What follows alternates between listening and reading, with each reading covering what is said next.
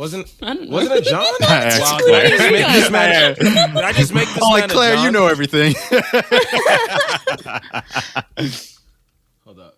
Oh shit, you're Jeff thinking Epstein. Yeah, Jeff Epstein. Oh, Jeff. You know what you're thinking Jeff. of, Mitch? Mitch, you're thinking of John McAfee. No, I'm thinking of Epstein. I'm thinking of Jeff Epstein. No, I thought you would be thinking about John McAfee because they killed him. They killed Epstein too. They killed Epstein. He said they killed. He committed suicide. Oh, he shit. committed suicide while on suicide. They can't watch. hear you. They can't hear the air quotes. They wasn't supposed to, Logan. I just nobody was actually. So anyway, I said what I said. You know what I said. But yeah, They don't come for you. Don't do that. Shit, well, you're right. Hold on. Let me. Nah, that's fine. You know, I have a comment about. You know what? Whatever. If you're just tuning in, All right. that's Let's where get I'm this show starting. on the road. If you're just tuning in, I'm your host, Logan, and this is the Milk and Toast podcast. I'm here with two of my best friends. Say hi to the people, Claire. Hi, people. Say hi to the people, Mitch. Blessed. Damn. Okay. Well, shit. Now, follow us on Yes. Instagram and Twitter, and like us on Facebook. Subscribe to us on YouTube, and give us a watch if you like watching Wiggles. Not about as much content on that we have. We have a Reddit page. We have a link tree in all our bios. I didn't know. Yeah, man, we have a Reddit page. Yeah, wow. I Yeah, know. yeah, It's yeah, crazy. yeah. We got a lot of shit, to be honest. We might talk to you. You should be I in don't some know. activity on the Reddit page after a good little bit. We should do it. Well, you know what? No, it should pick up, we need more people. We just need more people for it. I know, but Reddit's because Reddit's the type of like. I don't know how to get space. the Reddit thing. I don't know how Reddit works, to be honest. I've been Reddit asking kind for of like, takes care of itself because don't people know. do I random don't shit know. on Reddit. I So, mean, like, someone- well, there's a community on Reddit for the podcast. You know, and if you like want to just like one find us person- and join it, you could do one that. person will stumble upon it for some reason to add it to something, and That's then true. out of nowhere, it could be like we could go unnoticed, or like tomorrow, someone could be like, "Oh, I'm just trying to get podcast of random weird niche spaces together," and all of a sudden we have like 1,000 new followers. That's true. That's Reddit's, real Reddit's a shit. weird space like that. Reddit's Yeah. a really weird space like that. So I hope that goes well. Awesome. I love how detached Mitch is from the show, even though he's on the show. He's like, Even though I'm on the show. I hope you guys, have a good venture about Like, that. I hope it works. Like, And no, Logan. you're here too. Like, No, Logan, I'm literally going. I hope, I know the way I speak it makes. If you're not a part of the show, Mitchell, can I have your cut of the paycheck? No. when it comes I in? never said that. Because what I'm literally saying is, oh man, I hope this works out for us. As I'm saying, I know, but that's the way I mean it. And then, but as I'm saying that, I'm he's like yelling on a into the mountain. mic 'cause he's I'm so like on a worried. mountain. I'm so He's like, passionate about that. Mitch sounds like that aunt that's like, well, I hope that goes well for you when you like pick like a bum degree, like like. Nah, don't do me like that. Don't do Rooting me for like you, that. sweetie. I would never. Oh, okay. You're studying igloo sculpting. Yeah, that's yes, right. For all you know, I'm going to that's go live in really- Iceland. So screw you, Arnie. Whatever. I don't know. That's great. I was going to say my Arnie's name, and I was like, no, I'm not No, doing don't that do to that. my No, girl. she's not. She listens to the show. She's the only, I know. she's consistent. Yeah, I but love we can't her. be putting her I business have, out there. Like, You her name can't be putting in her my business head out there. Because How you guys doing today? Oh, As I okay. explained earlier, I'm Sorry. I like It's the good to see inaudible y'all. noises, like just a yeah, that explains it better than words. That explains it better than words. Toasties are underwater. It's good to see y'all. Yeah, it's good It's to good to see see Toasties you are guys. underpaid. Undervalued. Wow. Well, listen, you can't get paid for a show that nobody knows about, so maybe you guys should interact with the socials. Maybe you should like our show too.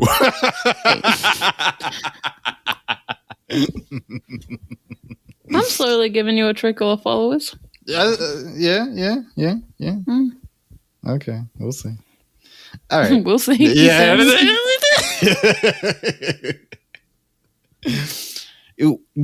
What are you guys doing? Are you on your phones? Are you like awake? I'm right here. Take it out. No, sorry.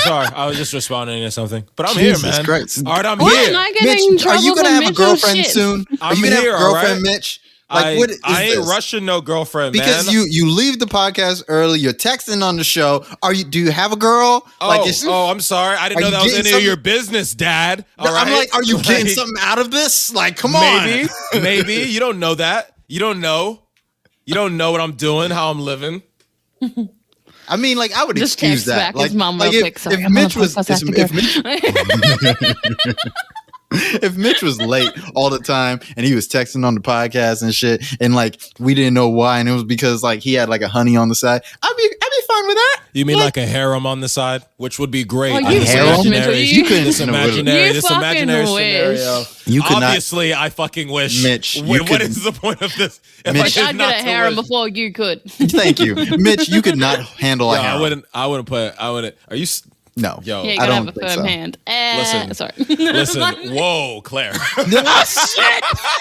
Whoa, I'm glad it was you, not me. To be honest, I'm glad we got it for the podcast from you, though. I'm sorry. Oh damn, no, it's too late. It's too late now. Oh no, everybody on the cast knows it's not a joke. Unless you're into that.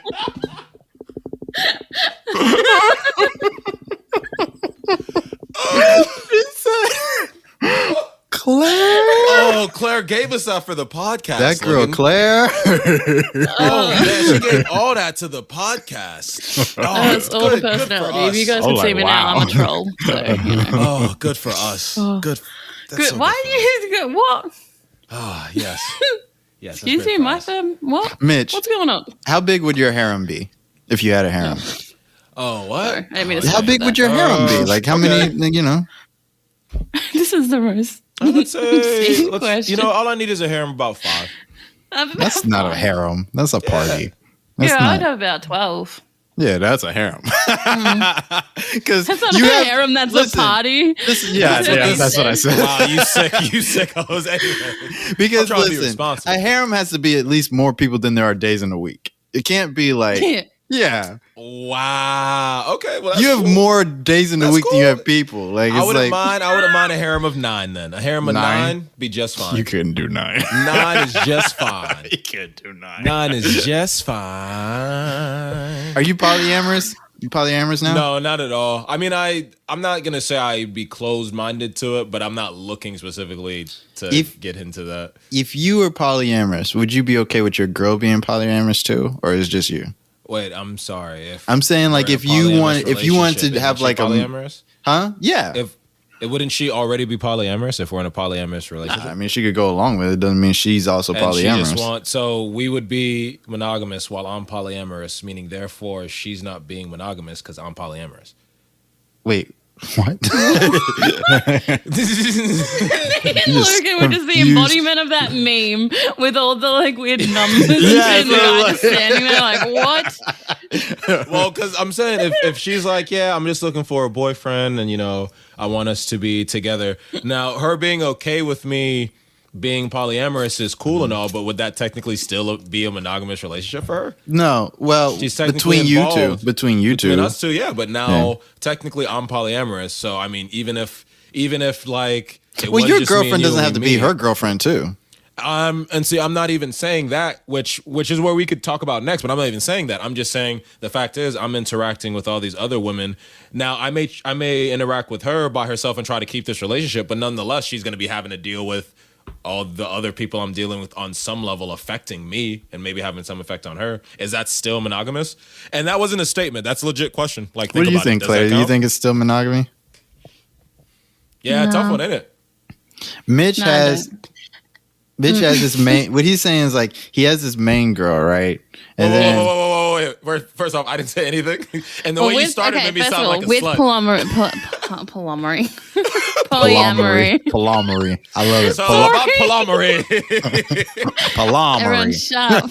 I'll punch you in the face. With polyamory, I've been picked on too much in the first 5 minutes of this podcast, and I have not gotten aggressive yet. So I think I need to lay down the fucking law before you guys get too ahead of yourselves. You sounded like you sounded like when Brad Pitt tried to speak Italian in Inglourious Basterds. He was like, Gorlami. No, bro, he was like, Buongiorno.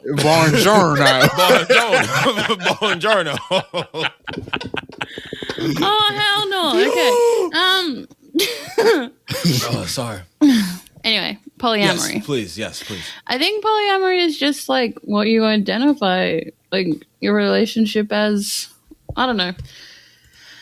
It's hard to explain, but you know, you don't have a main bitch, quote unquote, when you're polyamorous. Like, don't you? No. No. So everybody's on equal terms. I can't do that. Yes, that is the general goal. I can do like you're number 1, you're number 2, you're number 3, you're number 4. No, that's not. But that's not fair to number 4. It is. 2 or 3. It is if number 4 has a lot to do today. What if they don't have I like how you guys caught that real late. I was like, bro, because maybe number 4 doesn't have as much time for me. Polyamory is not meant to be self-serving to the one person. You know, polyamory is generally like, it's really confusing because like a lot of people get involved at times, but it's anywhere between having multiple in like a relationship, so having like 3 to 4 people in like one relationship where all of them like get together and they're all together technically, right, to having people separate, like having relationships separate. You know what I mean? Like, but that's what I mean. Like, if you had a separate, this person's this one. If you had like a separate relationship, like you have maybe you're the main then.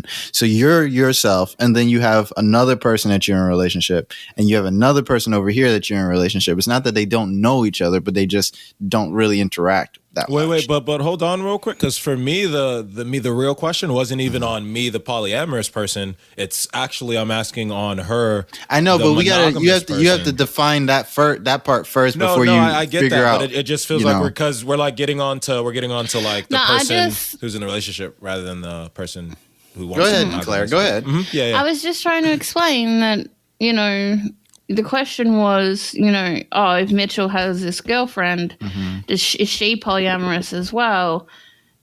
And then I was explaining the 2 different types of polyamorous that could be is that she is dating Mitchell's other girlfriend as well as Mitchell, or she has her own other girlfriend or boyfriend away from Mitchell. Like, that's my understanding of how then in that case she would be polyamorous because she's polyamorous in both of those examples because she has another boyfriend besides Mitch. Logan, Claire, let me actually clarify.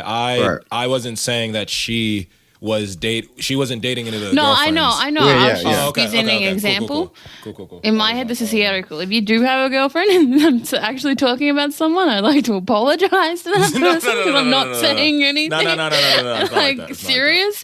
I was just using, like, in a polyamorous relationship where both people are polyamorous, I was trying to example what that would look like. In my opinion, if I'm wrong and you're polyamorous and I'm just completely destroying your view of life, please message me and let me know. I love to learn. And I know I don't seem very approachable, but if you're coming at me with information, I'll be nothing but nice to you. So. Claire, that was a great disclaimer. I just want to give you a round of applause for that disclaimer. Well done. That was some disclaimer. It was so well done. Yeah. So well done. For real. You do those probably better than anybody here. Because I do disclaimers like before, like, you know, like right after the shit happened, and it's like, that's not how you doing. And I'm the person who accepts the consequences for his actions, regardless. So, like, I just don't care. I don't think anybody. Well, you know what? That's the great thing about this show. I don't think anybody's like ever like blamed you for any of the things I do, unlike in real life when they always do. So, yeah. I don't think so. He's like. Me? He's like my Morty, but with bad shit instead of like intelligence. He absorbs all my bad shit. Motherfucker, I'm not your Morty. The fuck do you think this is? The fuck you thought? Did you make yourself Rick? You ain't no fucking Rick. Sit your Jerry ass down. I'm happy to be Summer, Claire. No, I'm Summer. No, I'm kidding. Well, the point is, most people aren't Ricks. Most people aren't Ricks. You can be Jerry. You don't think I? Wait. No. Wait. Most people aren't Ricks. Wait. In actuality, out of the people on, but everybody on the wants show. to make themselves Rick. But I know that. No, I get that, and I really don't like. I don't like the show that much. We're all like all over the place. Out of the people on the show here, yeah, I wouldn't be the most Rick. To be honest with you, Claire's probably the most Rick. You think so? Funny enough. Not that's because fair. of that's not fair. because of her temperament, just because of her intelligence and rampant alcoholism. Which would, I mean, I could match you there. That's true. No, I'm not rampant alcoholic. Let me stop. I get it. But just because of the intelligence thing, and I'm closer to Summer than I am to Amorty, just because like I'll complain about shit, but I'll actually get shit done when I want to. But otherwise, it feels like my world's breaking down. Logan's you know what? Logan's the best.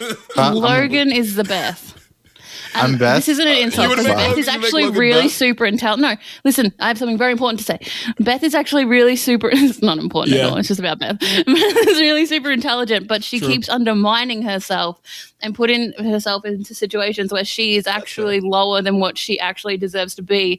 And that's why Rick struggles with her so much, because he actually had an incredibly intelligent daughter who just, due to her daddy issues, completely undermines herself. And that's just Logan to a T. He always undermines himself. He's actually incredibly... Sorry, Logan.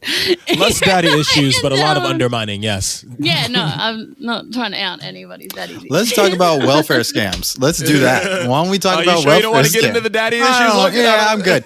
Let's talk about welfare scams. So people in Australia are scamming welfare. The government sucks. What's going on, Claire? And back to you, Claire, with the front row report. You know what? I didn't say, just to my Australian people, I didn't say that what Logan said. He's just aggressively passing the buck. Just and so aggressively you know what's American here. at that. And passing the buck, because anything that touches a little too deep on his daddy. Sorry. Yes. Sorry. Oh, yes. He just gave me the bitch what the fuck face.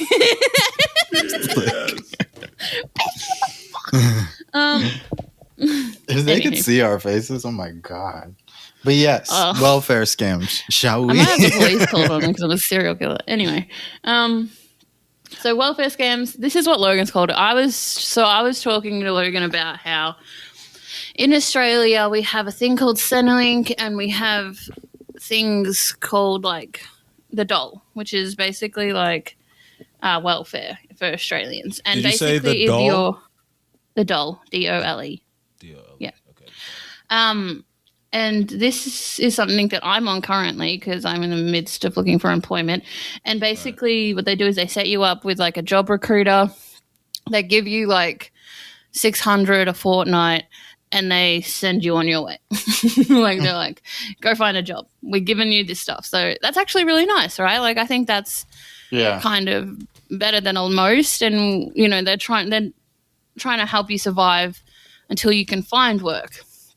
The issue is so many people, well, not so many, I shouldn't say so many people, because I also know so many people who hate being a dole bludger, and that's what we call it. So Logan called it a welfare scam. We call it dole bludger because basically they're bludging off the dole. Oh, okay. They're, taking the money and they're lying to the job recruiters, and they're not actually getting a job because they're getting $600 a fortnight. So that's what they're doing. Now, I was going somewhere with this. Sorry. You were going to ask us. Yeah, you set that up, and you were going to ask us how we felt about. I think you wanted to ask how we felt about that dynamic, I guess. Yeah. Do you think, so just to the people at home and to you guys, do you think it's worth it? Like, because people have to pay taxes for us to get this benefit. So, like I, for instance, am on the dole. I'm trying to find work. I'm utilizing it appropriately. I'm doing everything my job recruiter is suggesting to me. I'm utilizing it appropriately. But then there are people out there who aren't. Do you think it's worth it for like the sacrifice? Not sacrifice, but like, do you know what I'm trying to say? Yeah, I'm really trying to think of how to question it. What you're trying to say is like, what I'm assuming you're trying to say is that you're like, I suppose the system's still worth it if people can still take advantage of it? Yeah, pretty much. Okay. What you got, Mitch? And this is why a lot of places don't have this system in place, because they're like, well, I don't want to just give money away because people will just take money and not work. They won't do anything. So, to be honest, like I know we don't want people taking advantage, but I will always be a proponent. If it's still helping the people who need it, we'll figure out. if it's still helping the people who need it, we'll figure out dealing with those taking advantage as long as it's helping those who need it. I'll first and foremost be that proponent. I'm a proponent here. Like, I know there are people who take advantage of the system. I've used the system, not taking advantage of it and seeing what it's like, and I know people who don't. Like, I'm never going to be like, yo, fuck all these people who are actually, like, using it in the way it's supposed to be, just because there are a few people who are like, yeah, man, I could flip this shit on the government. Like, just figure out, try to figure out dealing with them. Some people really out here hard time. Why do we always punish the people doing right just because a few are doing wrong? In one sense. That's how and that's not perfect. It's not black and white, but that's how I feel for this one when it comes to like welfare. Yeah, I think it's wrong. I think you're a scumbag. Something should be done. But at the same time, imagine, and you say, what's the name of the city you live in again, Claire? Victoria City. We don't have to say our city names and stuff. City. No. I'm sorry. I didn't. Close but just to Melbourne. I just meant like you're in your home and you have this population, and let's say there's 60 or 75% of the people on welfare actually need it, and so that's what 25% taking advantage. So you mean to tell me we plunge this 75% of people into darkness because of a 25? To me, it just don't feel right in terms of welfare, at least. It just don't feel right. It don't sit right with me personally. Yeah, that makes sense. Yeah, I like that. What makes somebody a dull bludger, as you say? Yeah, I guess go a little further. Basically, how do I explain this? So when you go into your job recruiter, they work with Centrelink, which is the organization run by the government that hands out money, and they deal with disability and war veterans and all those people who also get money. So but those are the people that nobody questions get money, but it's also really hard to get onto that. But that's a different story.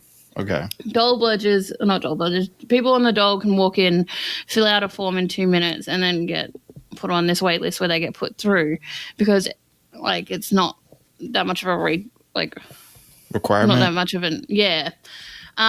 so they expect the expectation for you to get a job is in between 12 months to a year.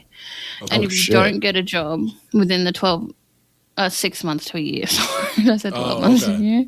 Yeah, I'm a dickhead. I didn't even catch that. No, I knew what you meant, but yeah, I knew what you meant. Yeah, I didn't catch it. 6 months to a year. And if that doesn't happen, they put you on work for the dole, which is basically where you go around and you do jobs in the community, volunteer on a volunteer basis for about 6 weeks to work for your dole. So to do basically penance for not finding a job or not. Whatever, I don't think they do that here, but yeah, no, I got you. But I think that'd be a good idea, though. But it is a good idea, and some people get job work from that too. Yeah, because they're doing volunteer work. Yeah, and then someone's like, "Hey, you really helped me out here. You want a job?" And then they get a job from it. So that doesn't always happen, but of course, that's the thing. Yeah. Okay. Dole bludgers are people who've done 3 work for the doles, if that makes sense. Who's been on it for 3 to 4 years, who are constantly going through the whole circle of going the whole year without finding work. I don't know how they do it because you're supposed to apply. They have this whole thing online where you have to apply to 20 something jobs a month. Yeah. And then it keeps rolling over, so you have to apply for a new twin until you get a job. So basically, they just want you to apply and apply. Can I ask you a question? Yeah, what's up? Real quick. Do they not have a termination process for people who go past a certain time limit? Once you dodge the dole for 3 years? No, they don't because that I don't think I would agree with. Well, the issue is, the dole is actually something that's really beneficial for people. I actually went into my job recruiter yesterday and I was talking to the chick and I was telling her about how, I really need to find work and these are my qualifications and yada yada yada. And she's really lovely. She's super nice and I get along with her really well. And she was telling me about, because we were just chatting, and she was telling me about this woman. She'd been raising 5 boys. She hasn't worked since 1999 and she's been on it for a year. So she was on the dole for a year because she just can't find work because she has no references. Like, she has nothing. She hasn't worked since 1999, you said, right? Yeah, she hadn't worked since 1999 because she's been raising 5 boys. Right. So, yeah, and she recently, and like the job recruiter has only just recently got her work after like a year or so of her being on the dole. So they do try. Like, after a while, they're like, you know what, I'm going to step in and like put you with this person or whatever.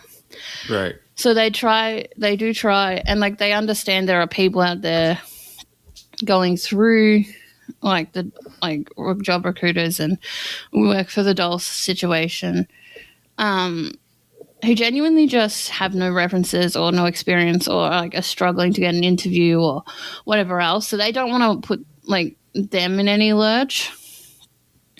But no, I think they're being weak about it because there are some people who've been on the dole for years, like actual years, like 5, 6 years or whatever, like and not found work. Jeez. So. No, it's like, so, because like I said, I think there should be some type of termination process because that would make sense. And you could help abate like some of the people taking advantage. But it's like, if you had extenuating circumstances though, like that poor woman, you haven't worked since 1999, and you could prove your circumstances, obviously it would make sense to allow extensions. But nonetheless, it's like, so my thing is, I don't necessarily mind the way it works. Like, oh, you get this, you have to look for work for, 6 months to a year. That's very similar to our process. You get on unemployment, it's for a specific term. You have to look for work. And then, but with us, you don't get it. It doesn't just keep coming, especially as you're working for work. You can't really, you'd have to come back in and try to make it work. It doesn't work. And I think it would, because I like the fact that you could be on it, and then if you can't find work, they put you into the volunteer thing, and you can sometimes, maybe that is a great idea. And I wish we did that. Like, you just do community service, help your neighbor to pick up some trash, some shit. Like, it's so dirty in New York streets sometimes. If people on unemployment couldn't find work, it'd be like, oh, you're not finding work still? Hey, guess what? We have to send you on street runs, and you just have people picking up trash, like a beautification process. That'd be amazing. But like to not have some type of like end term on the agreement is how it's easy. I can see how it'd be easy for people to take advantage for such a long period of time. Yeah. No, that's a very good point. We'll have to talk to the Australian government about that. I struggle with the idea that. Sorry, I struggle with. Yes, that is a cat. It's Apollo. Okay. No, but Claire, the one you know. Whiskers. No, all I could see was these whiskers, and it looked like a pineapple or some shit. Like, I didn't know what was going on. It looked like you were holding something. It's just me petting my pineapple. Who's that? Hey, you're the weird one, not us, bro. My pet pineapple. Like, yo, this is leaves? Franco. Okay, I would name you mad that I named my pineapple my imaginary pineapple? You was ready with that name for your imaginary pineapple that you didn't know you were going to be asked about. I'm good at naming things. I'm good at naming things. Yeah. Okay. But please carry on. This podcast, my cat, pineapples. Okay. So once again, please carry on. No. Thank you. What were you going to say? No, I think I wanted to hear you guys' opinions first, because I do kind of struggle with the idea of like welfare scams because of the fact that it's horrible. No, because of the fact that I feel like if you're pulling a welfare scam or if you qualify for welfare, I would like to know like where you're living. Like if you live like if you're pulling a welfare scam and you live on like an overlook of Central Park, that's a big deal to me. But like most people who pull welfare scams don't live like that. And like when we look at Australia, you can't have employment and go on the dole. Like you can't have any excess money coming in. Like they look at it all, and they're like in cahoots with like the tax organization and the police and all these people to make sure that you're not. Same here.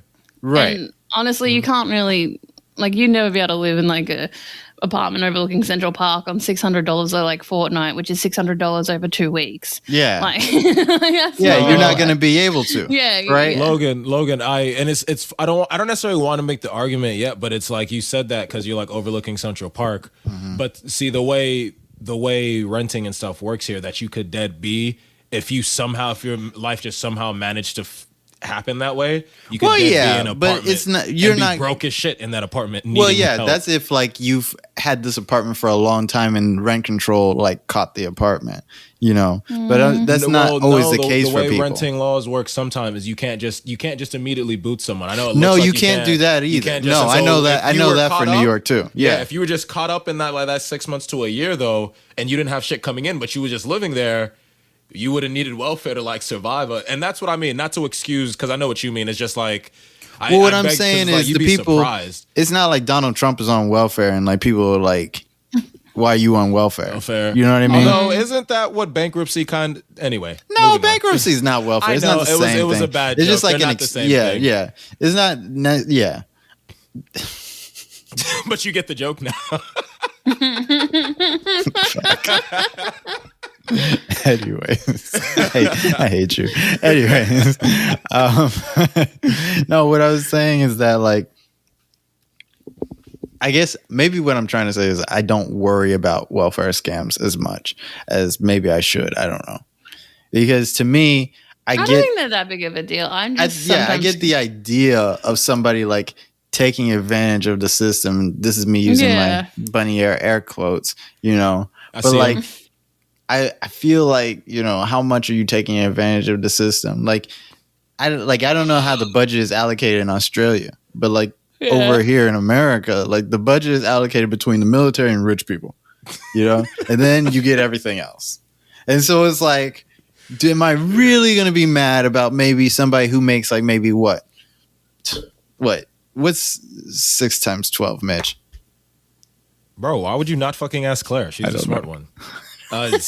Anyway, hold on. Let me do the math in my head.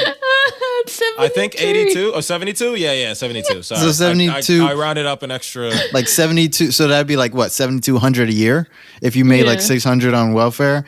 Like if you made 600 on welfare a year, it'd be 7,200. That's not even like anything.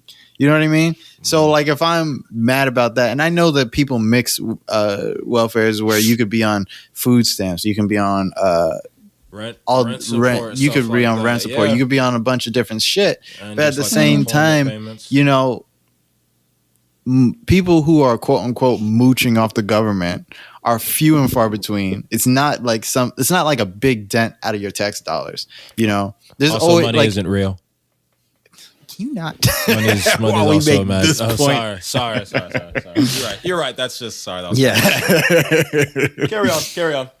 Because I mean, it's just like, I don't know. To me, it's like what are we trying? Who we like?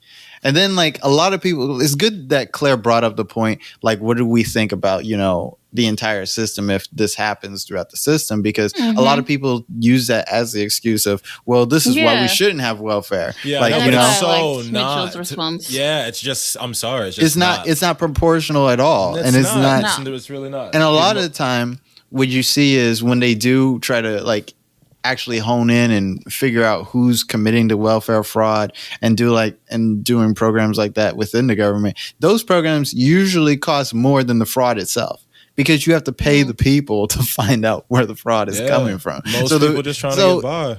In a way, it's like, I don't want to say that maybe you should let poor people scam the government, but like maybe you should let poor people scam the government, because like it's not really hurting anybody that much. If it was I just think people should just do what they're expected to do. Like, I get what you're saying. Like, don't get me wrong.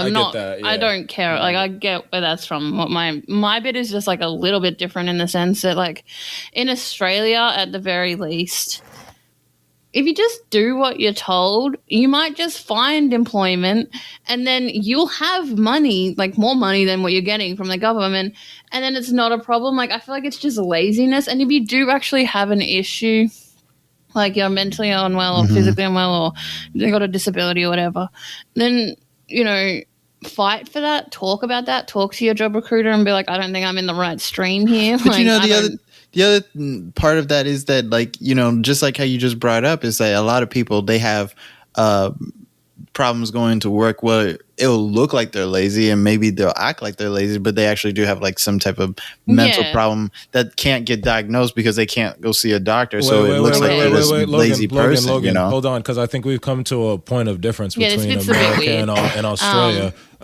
Claire, I don't know. Like, healthcare right. free in Australia? Oh, hell yeah. So covered. Hold on. Let's just get to it. Whether you're employed or not, could someone just walk into a doctor's office or hospital, get themselves checked, and good if they need be? But can they do the same thing for like a psychiatrist? Is what I meant.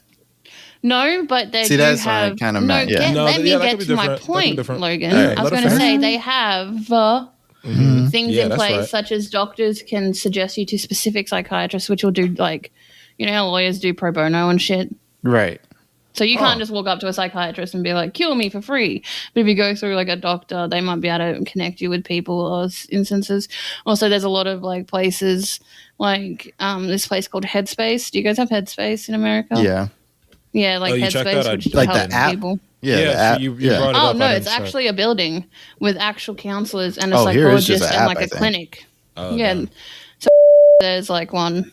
Shit, I said where I live. Let's bleep that. I got you. Let's bleep the bit where I said the. I got you. There's one where I live where it's what was I going to say? Headspace. Oh yeah, it's got like a clinic and it's got counselors as well as a psychologist, and it's really good for like youth. It's for people between the ages of I think it's 12 to 25. So if you've got a teen pregnancy, if you've got like issues going on down that's cool there, gesturing to your crotchal area. If you got like any mental stuff and you're a youth, you can just literally walk in, and as long as you're under the age of 25, it's free. I think sometimes for the clinic you have to pay like $30 or something, but it's like nothing exorbitant. Like it's nothing. Okay, I get that. You see the thing is with me and Logan, it's like, now understand, we're coming from a place where it's almost purely like it's almost pure just worker exploitation in America.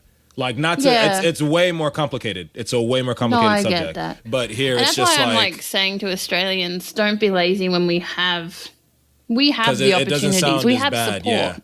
Yeah. We have support. So don't be so fucking lazy when people are living in the world, like in America and other countries, where they would kill to have the opportunities you have, to have the option. Like, you know what I mean? Like, that's disgusting how you can just walk around and take advantage when people have nowhere near as much of an option. Like, I think my thing is it a problem, though? Oh, no. I was just thinking about it. And you said, what are you thinking about? And I said, this is what I'm thinking about. And then we're like, we'll talk about it. I mean, I get it. No, it's good. It was good. Yeah, it's a good topic. I like discussion. It. It's just like, is a problem in another area, if it's not a problem for people to be lazy, then let the people be lazy. Well, see, but that's the problem in people being lazy. People should want to be better for themselves. Agreed. Like, I don't because sometimes it's hard to want to be better. No, I know, but that's still like then I consider that a problem. But to go to a therapist is a part of wanting to be better for yourself, which is also hard to do if you don't give a shit about yourself. No, I'm sorry, Logan, but listen here. I grew up in Australia. I've had mental illnesses my whole life, and I have found free support. I have found support everywhere I turned because I got off my ass and I looked for it. I wanted to be better. I had anxiety where I couldn't even walk through the door of like a job employment to hand in my resume, and had a full-blown panic attack where I couldn't breathe, couldn't see. I was almost passing out. I was anxious as fuck. So I went to my doctor and I told them that. My doctor, because I live in Australia and my doctor is free, and I went through the processes of getting help. Yeah.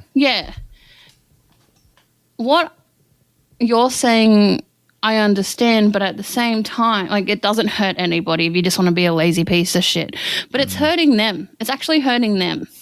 It's not actually doing anything for them. Yes, they're not getting the help they need.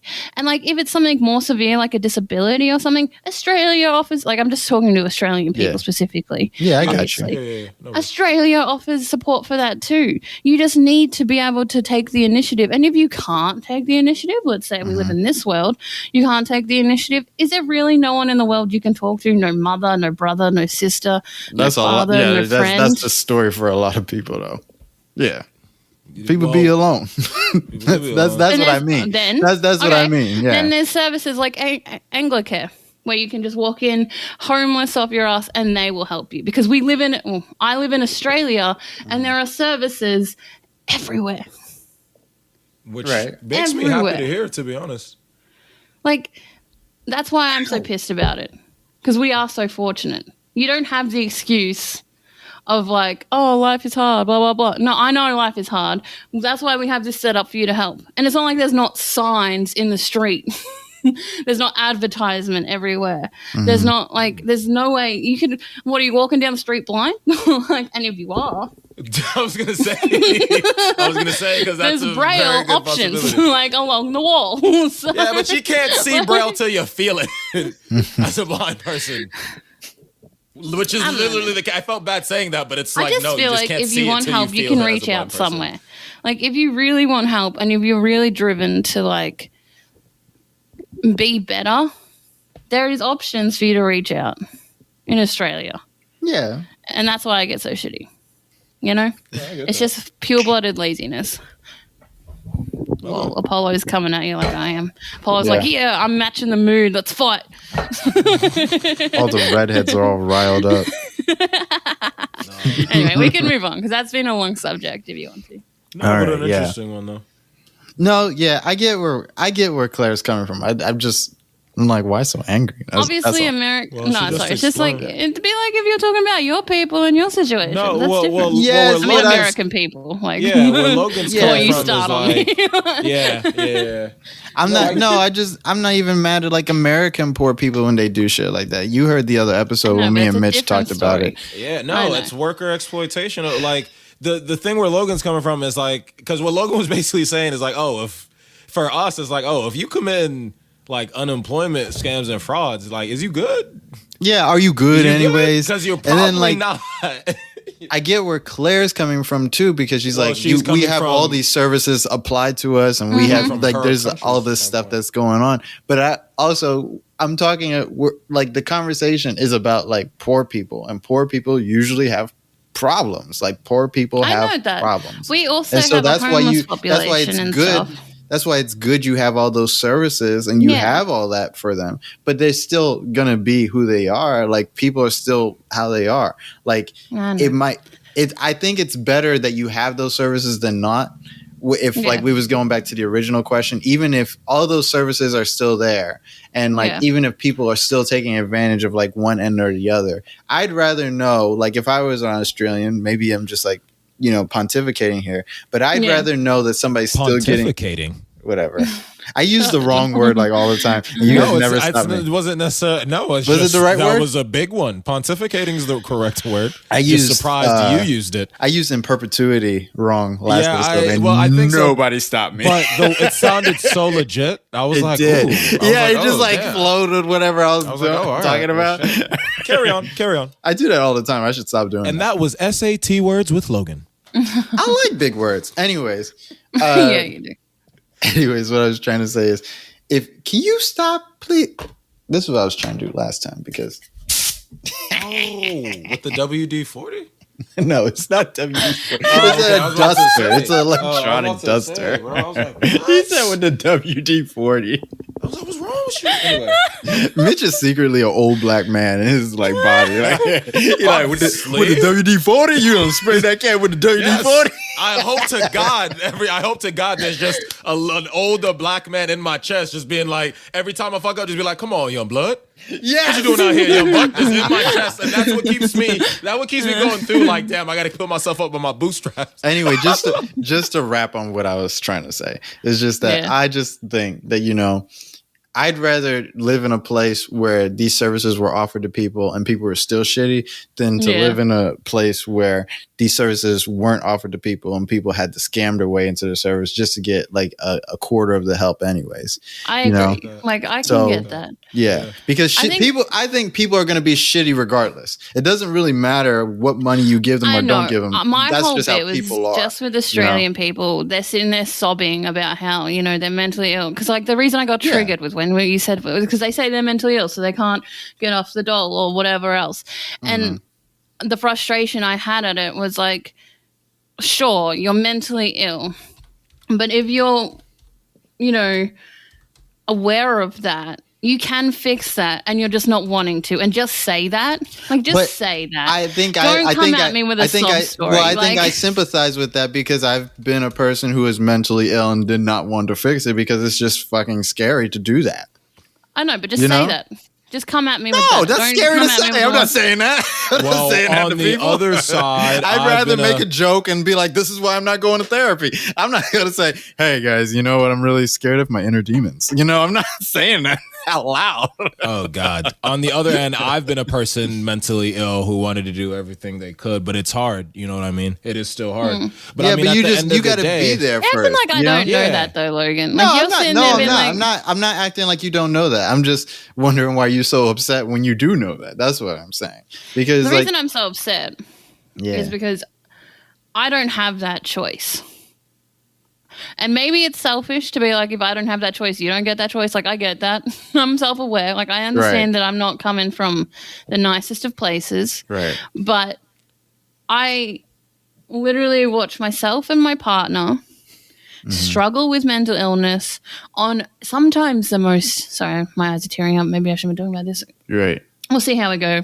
I think on the most intense scale, we deal with the most intense mental illness sometimes. Like it's real touch and go sometimes, and yet we still get up every day and try our hardest. I think you should. And then I see some people, and I shouldn't judge. I think you should feel thankful that you could do that. Is what I'm saying. I'm not trying to come at you about it. What I'm trying to say is that I think when we are in the position where we can get help for our mental illness or where we can do something about it, we should feel thankful that we could get up that day. You know what I mean? Off my face.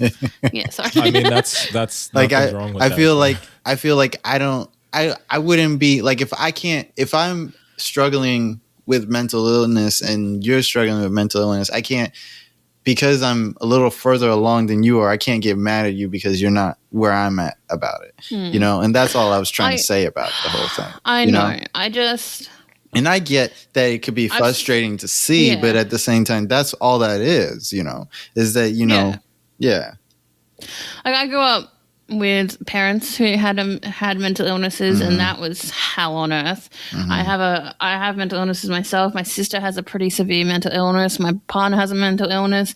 I have friends who have mental illnesses. So when people come at me with, they're like, oh, they have a mental illness debate. I'm like, fuck it, I know, bitch. Like I've seen it all. So don't you know what I mean? I get so angry and so defensive because. Right.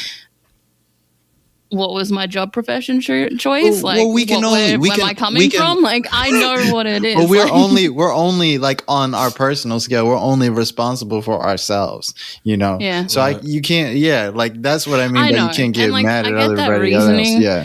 I get that reasoning, but it still stings. Yeah, and it still just pisses me off. It still pisses me off. I have to admit, I agree with you, Claire. I'm not gonna lie. Don't get me wrong, Logan, because I'm not evil about it, but it's just where I'm at in life now. This wasn't always the case. Where I'm at in life now, I'm straight up just like, and I'm not here to shame anyone because that's not the point. But nonetheless, if a person asks me, he's like, I'm dealing with stuff. I am forever committed to being the person who's not gonna be like, who's gonna be like, nah, you should go try to get.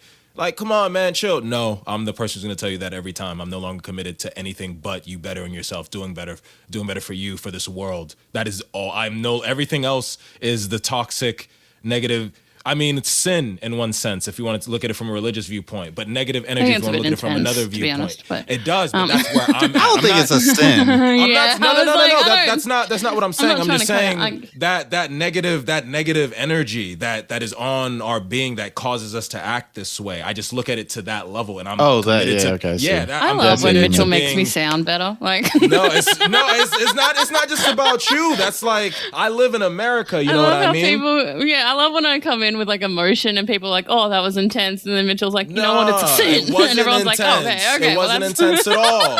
It was real shit. Our world is fake, toxic, and superficial. I'm not coming at you. I'm coming at whoever's like, yeah, Mitch. I'm like, bitch, come say something then. But you know, it's like, we live in this fake, superficial, toxic ass world, and we as people have been infected with this fake, superficial, toxic ass energy. And it's like, I'm just tired of people being like, yeah, people. It's like, I know you're dealing. We're all dealing. But at some point, we're either going to have to either get up and do something to better ourselves, or all this negativity is going to overtake you.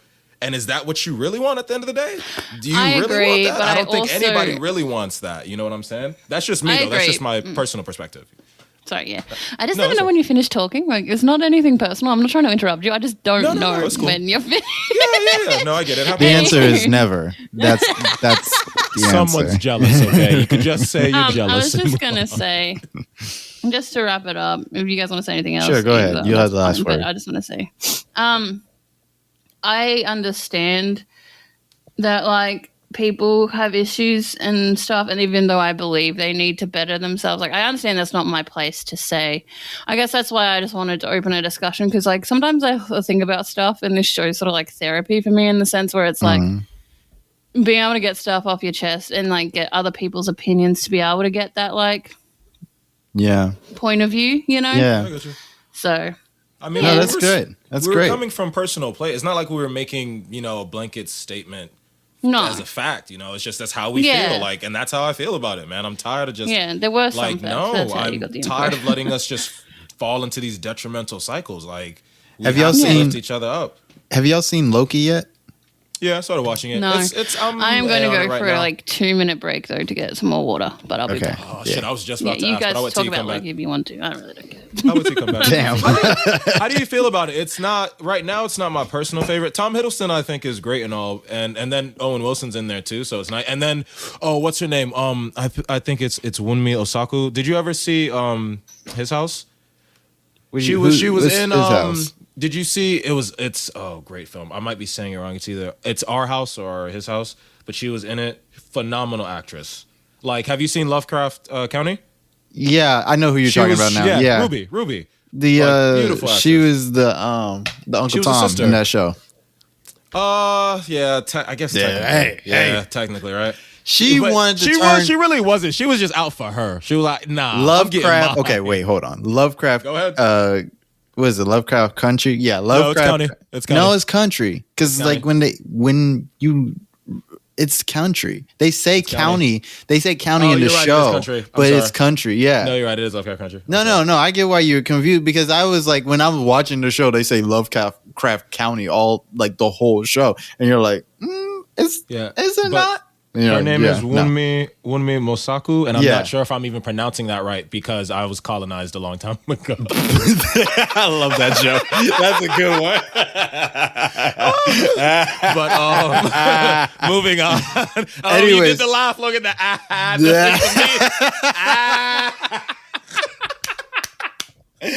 telling you, that's why I be laughing. Like, I was like, that's me. No. Yeah, they're great. Lovecraft spoiler. Okay, don't listen to this part if you haven't seen it. Or spoiler alert. Whatever, you can listen to it. Anyways, so like she was the Uncle Tom in that show. Like she literally turns herself into a white woman in the show. She literally turns herself into a white person. If you discovered some magic and got to experience what it's like to be a white person, you wouldn't experiment? You ain't interested? You ain't curious? No, I'm doing that. Just not even just for the fun of it? Nope. Oh, look at you. Pretending you wouldn't play with shape-shifting magic. You serious, Logan? I would play with shape-shifting magic, but I wouldn't turn myself into a white person. That's so boring. I'm not doing that. You don't have to keep it, bro. I'm turning into a bird or something. No, don't get me wrong. I am mad flying. I am mad she did it once and wasn't just like, all right, I need to chill. She did it, was like, never again, and then was like, no, that shit feels so good. I was like, damn it, bitch, look at you. You a goddamn addict now. I would turn into like a werewolf or some shit, you know? No, facts. Yeah. Come on. But she didn't have that option, bro. She wasn't the fucking wizard.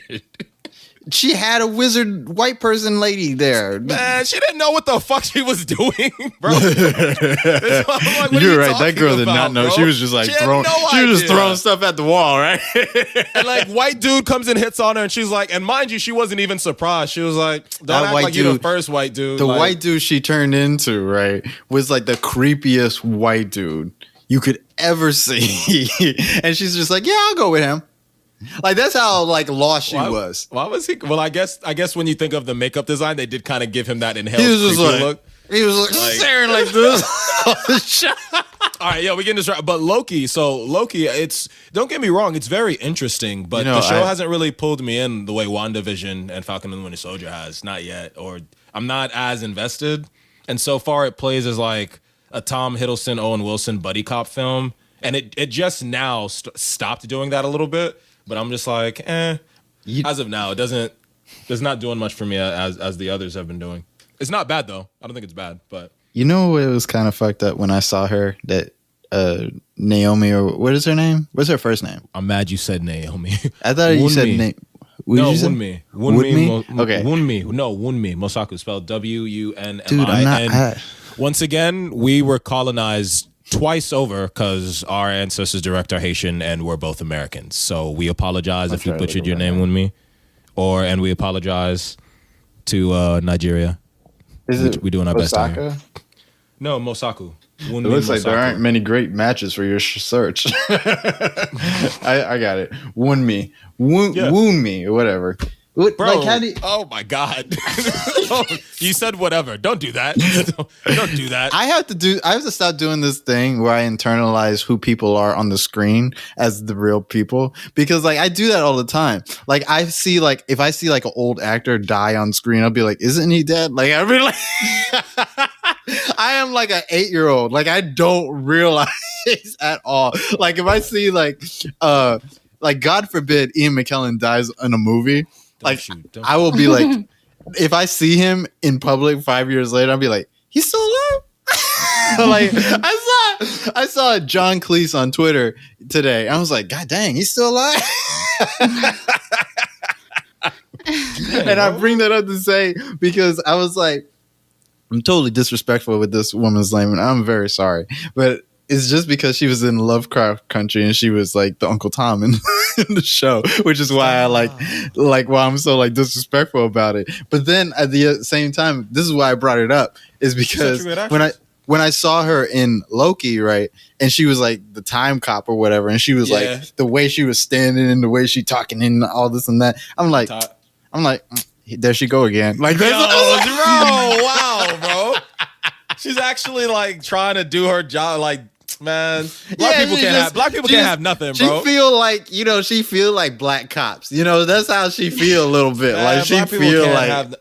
We need to talk about. No, we'll say black cops. Yeah, but that'll be mine. It just feel like she was trying to over impress. You know how black cops do? They like got to be the worst cop. Like she felt like that. So I'm just like, so you just the Uncle Tom in everything you play. I was just mad, you know. Nah, you should watch His House though, because but she's like a great actress. Watch His House. That was great. Okay. Is she not? Is she the Uncle Tom in that too? No, His House. She's actually like she 2 for 2 right now. I don't know. She's an immigrant with her husband, and they immigrate into England, and they have like a better house than people because it tells a really good immigration story while telling a very interesting like African spirituality and mythology like against that backdrop, and it's like really well done. It's like real well done.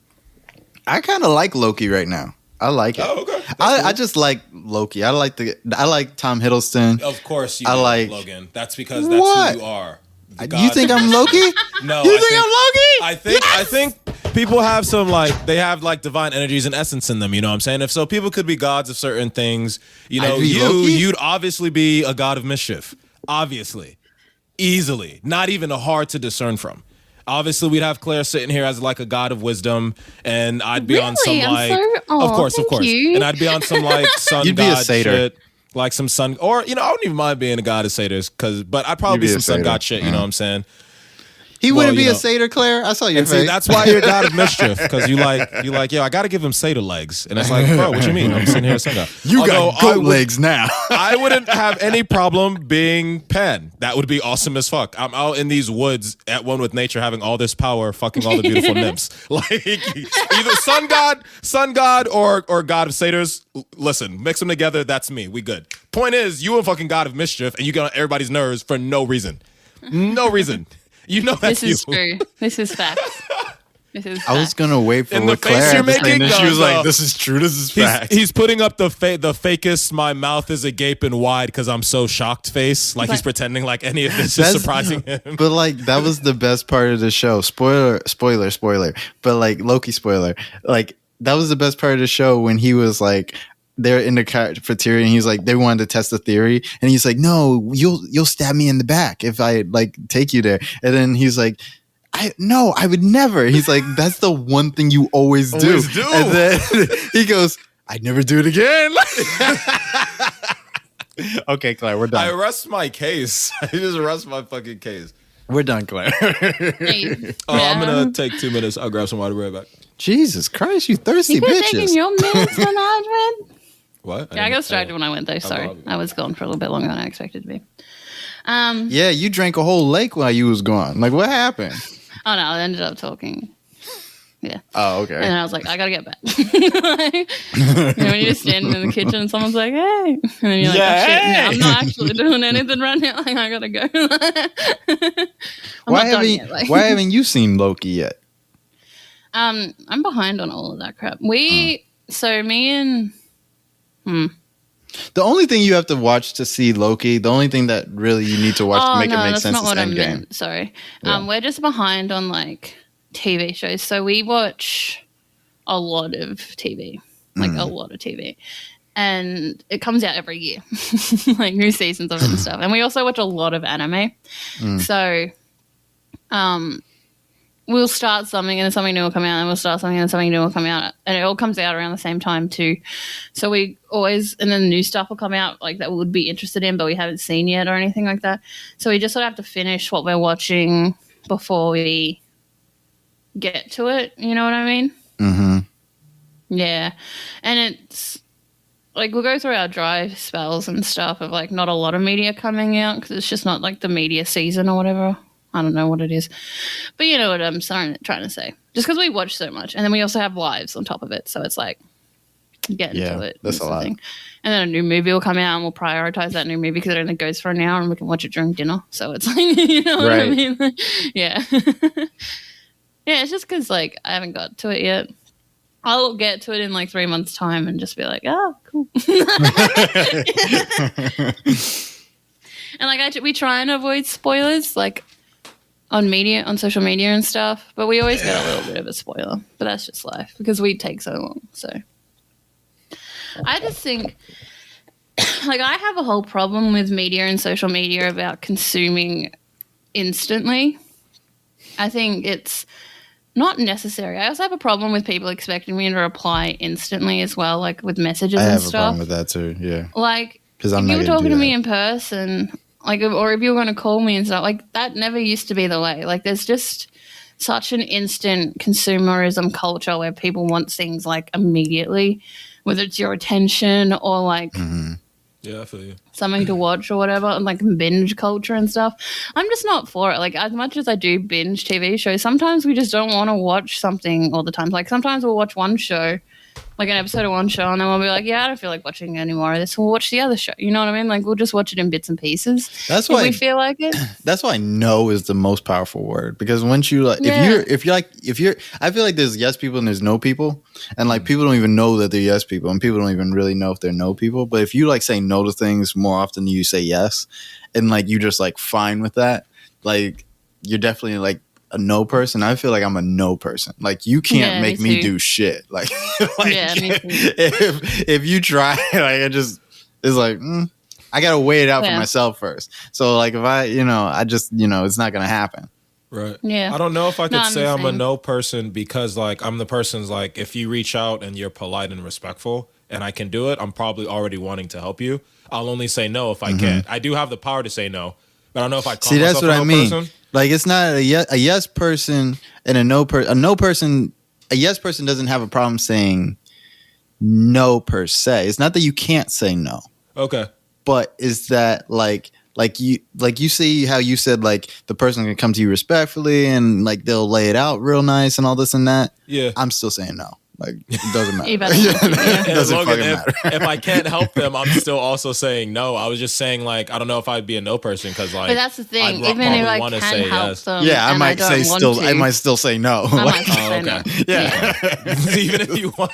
Yeah, exactly. That's what I'm trying to say. No. You should have that choice. Like maybe I just don't feel like it today. It's not about having the choice. It's just what y'all said was like even if I want to help and I'm willing to help. I'd probably say no, which I get because that's funny. It's just that like, yo, what's going on? I think it's just more powerful to have the option. Like you should have the option. And like people act like you can't have the option because most people are yes people. Most people say yes to shit. And so like it'll be like real basic shit that I'll say no to and they'll be like, what? I also How hate dare the concept. I hate the concept that you'll miss out on things by saying no to. Right. Like, you know what I mean? Like, I hate that whole, like, concept of you'll, like, miss your moments or you'll miss your things because it's not like that to me. Like, I've said yes to situations with the fear, like, in the past with the fear of missing out. And the night ended up being absolutely crap. Like, I could have missed it. I could have just been at home on my couch enjoying my life. Right. But instead, I'm in this situation where I am miserable, I'm cold, it's horrible. And sure, that 1 second or whatever we were doing was fun, but, like, the surrounding it. But because I said yes to the situation, I'm now stuck there.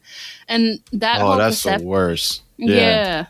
That's the worst, being like stuck at some party you ain't want to go to in the first place, and then it's garbage. Oh, I hate that. That's my least favorite like activity. Yeah. Mitch is laughing at me. I hate outside parties. Why does everyone want to be outside? I would rather be at an outside party than an inside party. Claire, sunlight's good for you, Claire. Unless you're a vampire, in which case, all right, my fault. All right, my fault.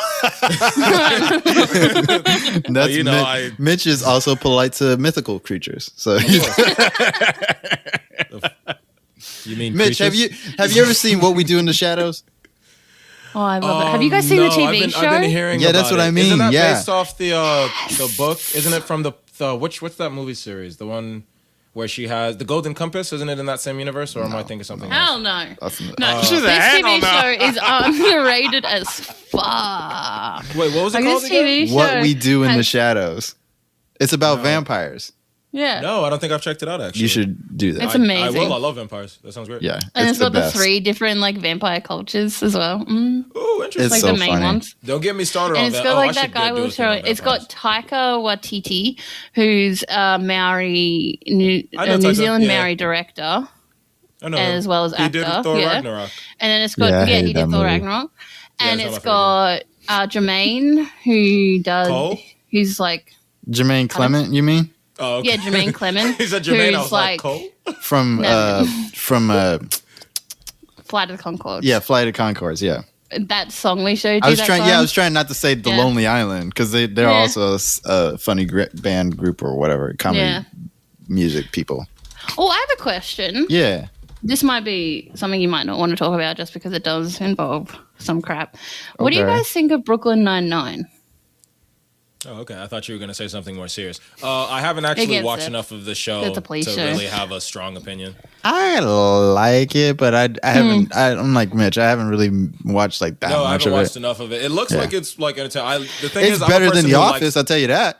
Yes, thank you. I haven't seen enough of The Office, but that's a lot to say. I haven't seen enough of The Office either, but I know that shit. I hate The Office, and you can come at me because I don't even give a shit. Go watch Parks and Rec, you uneducated swine. Okay. The Office is dry ass bullshit. If you want some actual, I've seen Office and Parks and Rec, but isn't Parks and Rec just the show that came out after Office dropped and everybody kind of came out with a show like that worked. Isn't it funny that it was, and like none of the shows that followed The Office were bad. Like there's Parks and Recs, there's Community, but that like style Community of show. came out before The Office. Community was out before Office? Yeah.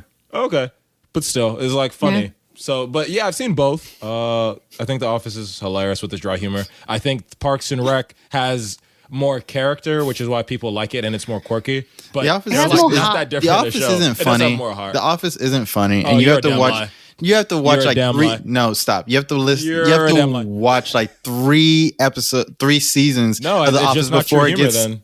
Yeah, it's just not your humor. before it gets good. No, that's what everybody says. They're like, no, you gotta get to No, like that's season all 3, there is to and then it. it's just no, like I don't know about because I haven't seen it, but it's just not that. It's like that sometimes. Sometimes certain Now, I've things seen don't make clips I of don't The like Office, having that's to funny. work Not- for my TV shows. Like, yeah, I don't that's what like I'm saying. like- Right. If you feel I like don't you're need having it. to You don't work, get it's my, like- obviously not like the humor. Just it's like certain humor isn't for everybody. It's like I'm the not Like even I trying to have, be no, like I this, have but a quota. I have a quota on how much I'm willing to work for something Yeah. that's supposed to be You like shouldn't be having serving to me. work. Yes, exactly. Right. if it feels like you're working, it's just probably like not meant. Because I don't. Whenever I mind you, it's not like I've watched a lot of it, but I've sat down and watched that and just been like, oh, okay, I get it. But that's like me. That's the reaction. That's what it does for me. If it doesn't do it for you, some people's humor is different. You know, there are people right now who think Kevin Hart like currently is funny because they haven't seen Kevin Hart during his Soul Plane era and don't know how much more phenomenally funny he was. You know, but Yeah. nonetheless, Before you I'm got not like gonna, safe. Yes, I don't even want to talk about Yeah. it. But like, or we should later. But like, nonetheless, I'm not going to tell those people who like Kevin Hart now that They you're can't idiots. like it's him. like what? That's I the never type of say humor you people like. can't like The Office. I I wasn't just saying hate when that's what people you come. said. Like I've had people come at me for not liking The Office. This is why I have Yeah, an issue people with get Office really, fans. really. It's Like this is why. Like I have never like before. Like me just walking into the world, living my best little innocent life, never seen The Office before.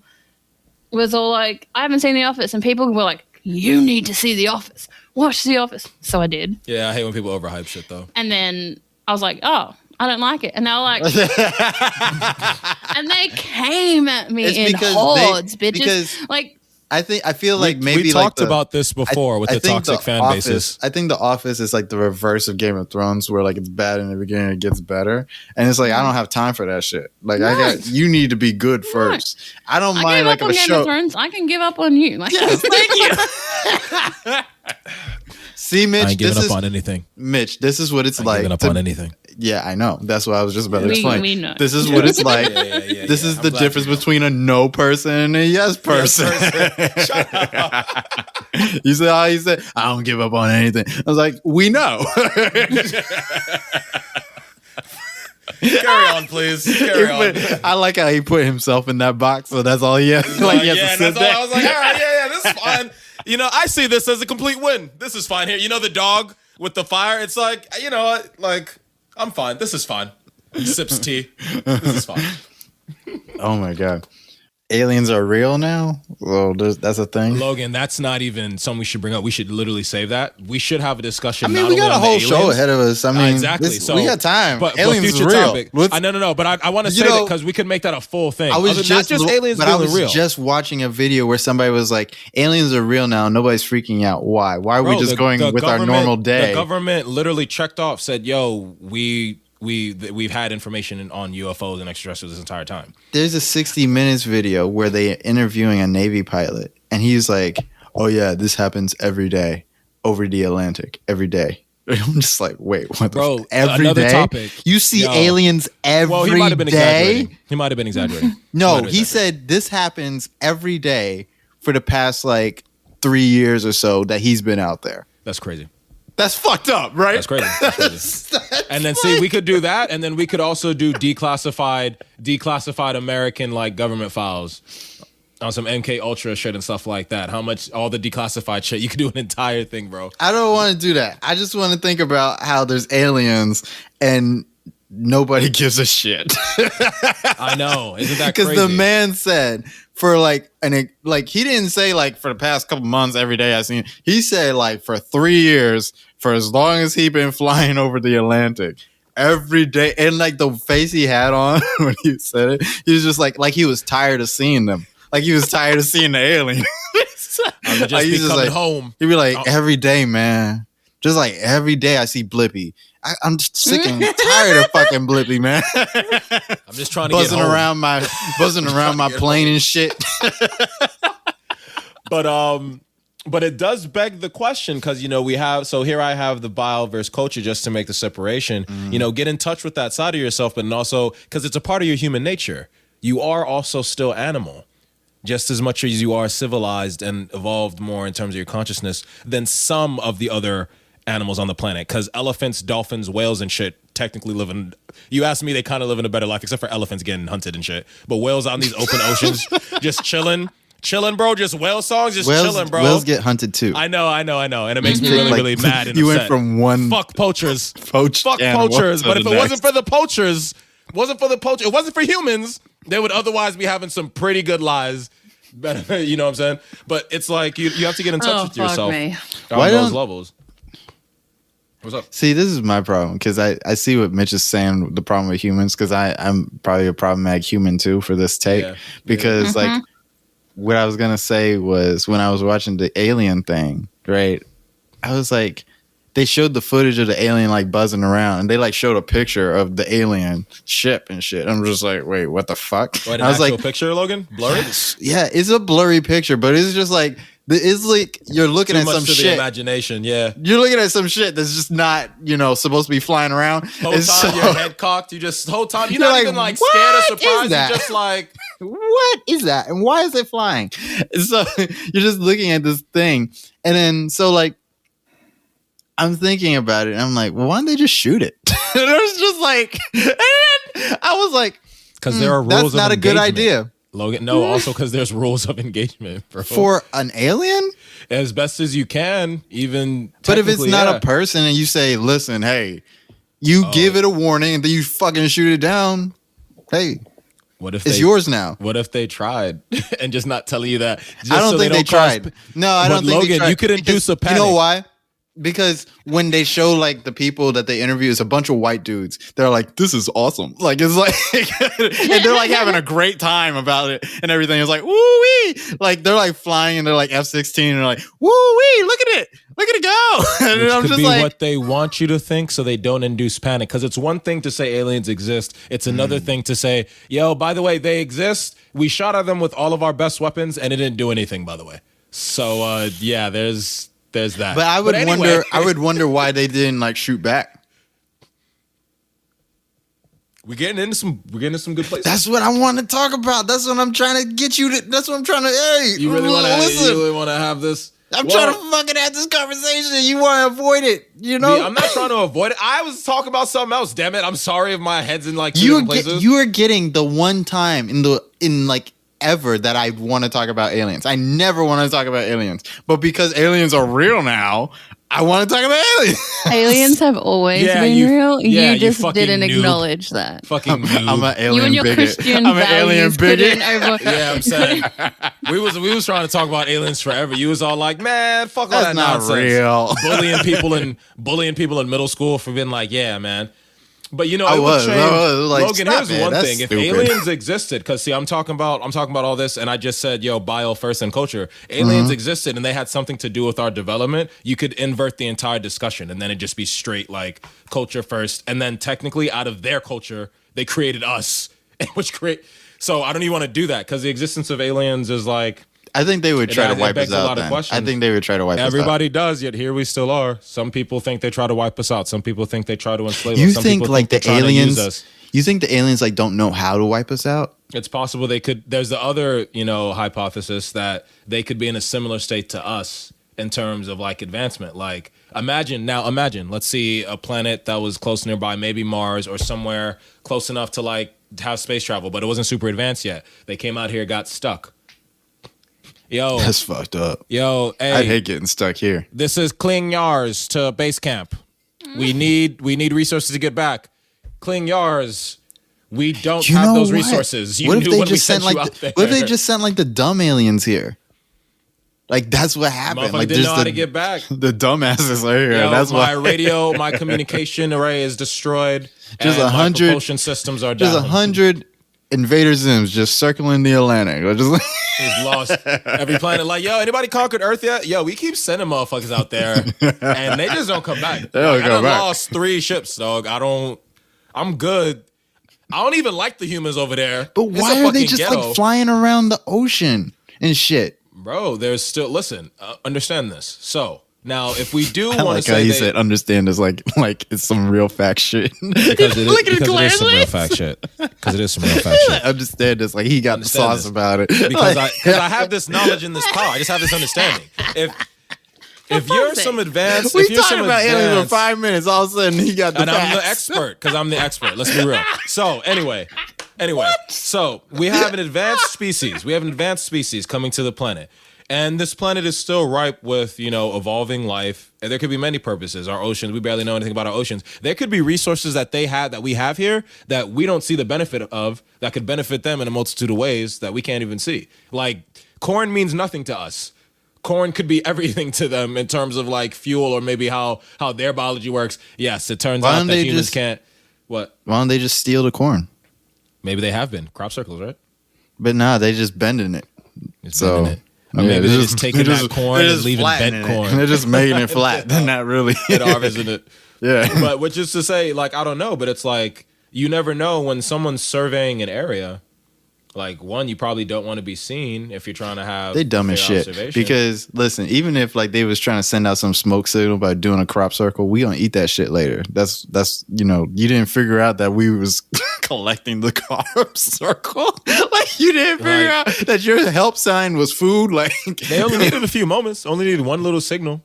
Like man, I just needed that people for 2 are seconds. nasty. No, this is what I mean. People are nasty. You can observe a human all day that lives around corn, and I bet you he's gonna pick one of them things off and try to eat it raw by himself. People are disgusting.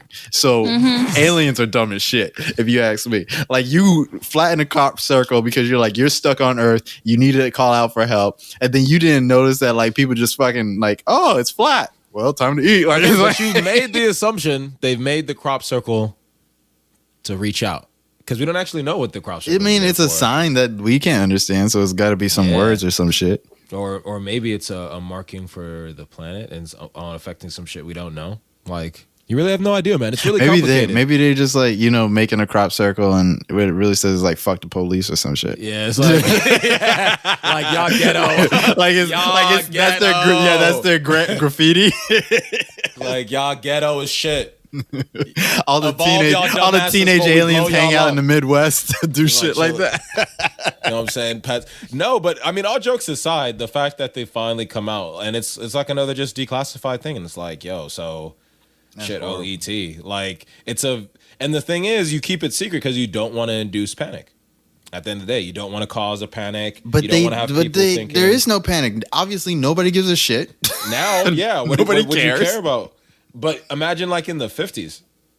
Yeah, because they didn't have anything to do. They barely had TV. Exactly. They barely had anything. But we have Netflix now. That's not, we don't care anymore. Which is why the shit's released with no panic. It's just like, but once again, imagine it's like, yeah, so they're able to destroy us at the drop of a dime and we can't hurt them. Then all of a sudden the world's like, all right, well, fuck living. I guess let's go do whatever. My motivations are gone. You know what I mean? But I don't know, man. It's tough. These be the same people be like, they'll one day they'll declassify that like aliens exist. Mm-hmm. And on the next day, or even on the same day, they'll be like, I wonder why nobody won't work anymore. It's like, I mean, it's aliens now, man. I don't gotta work. I called into my job and I said that there's aliens. I don't want to work no more. And we both understood. Like the job understood.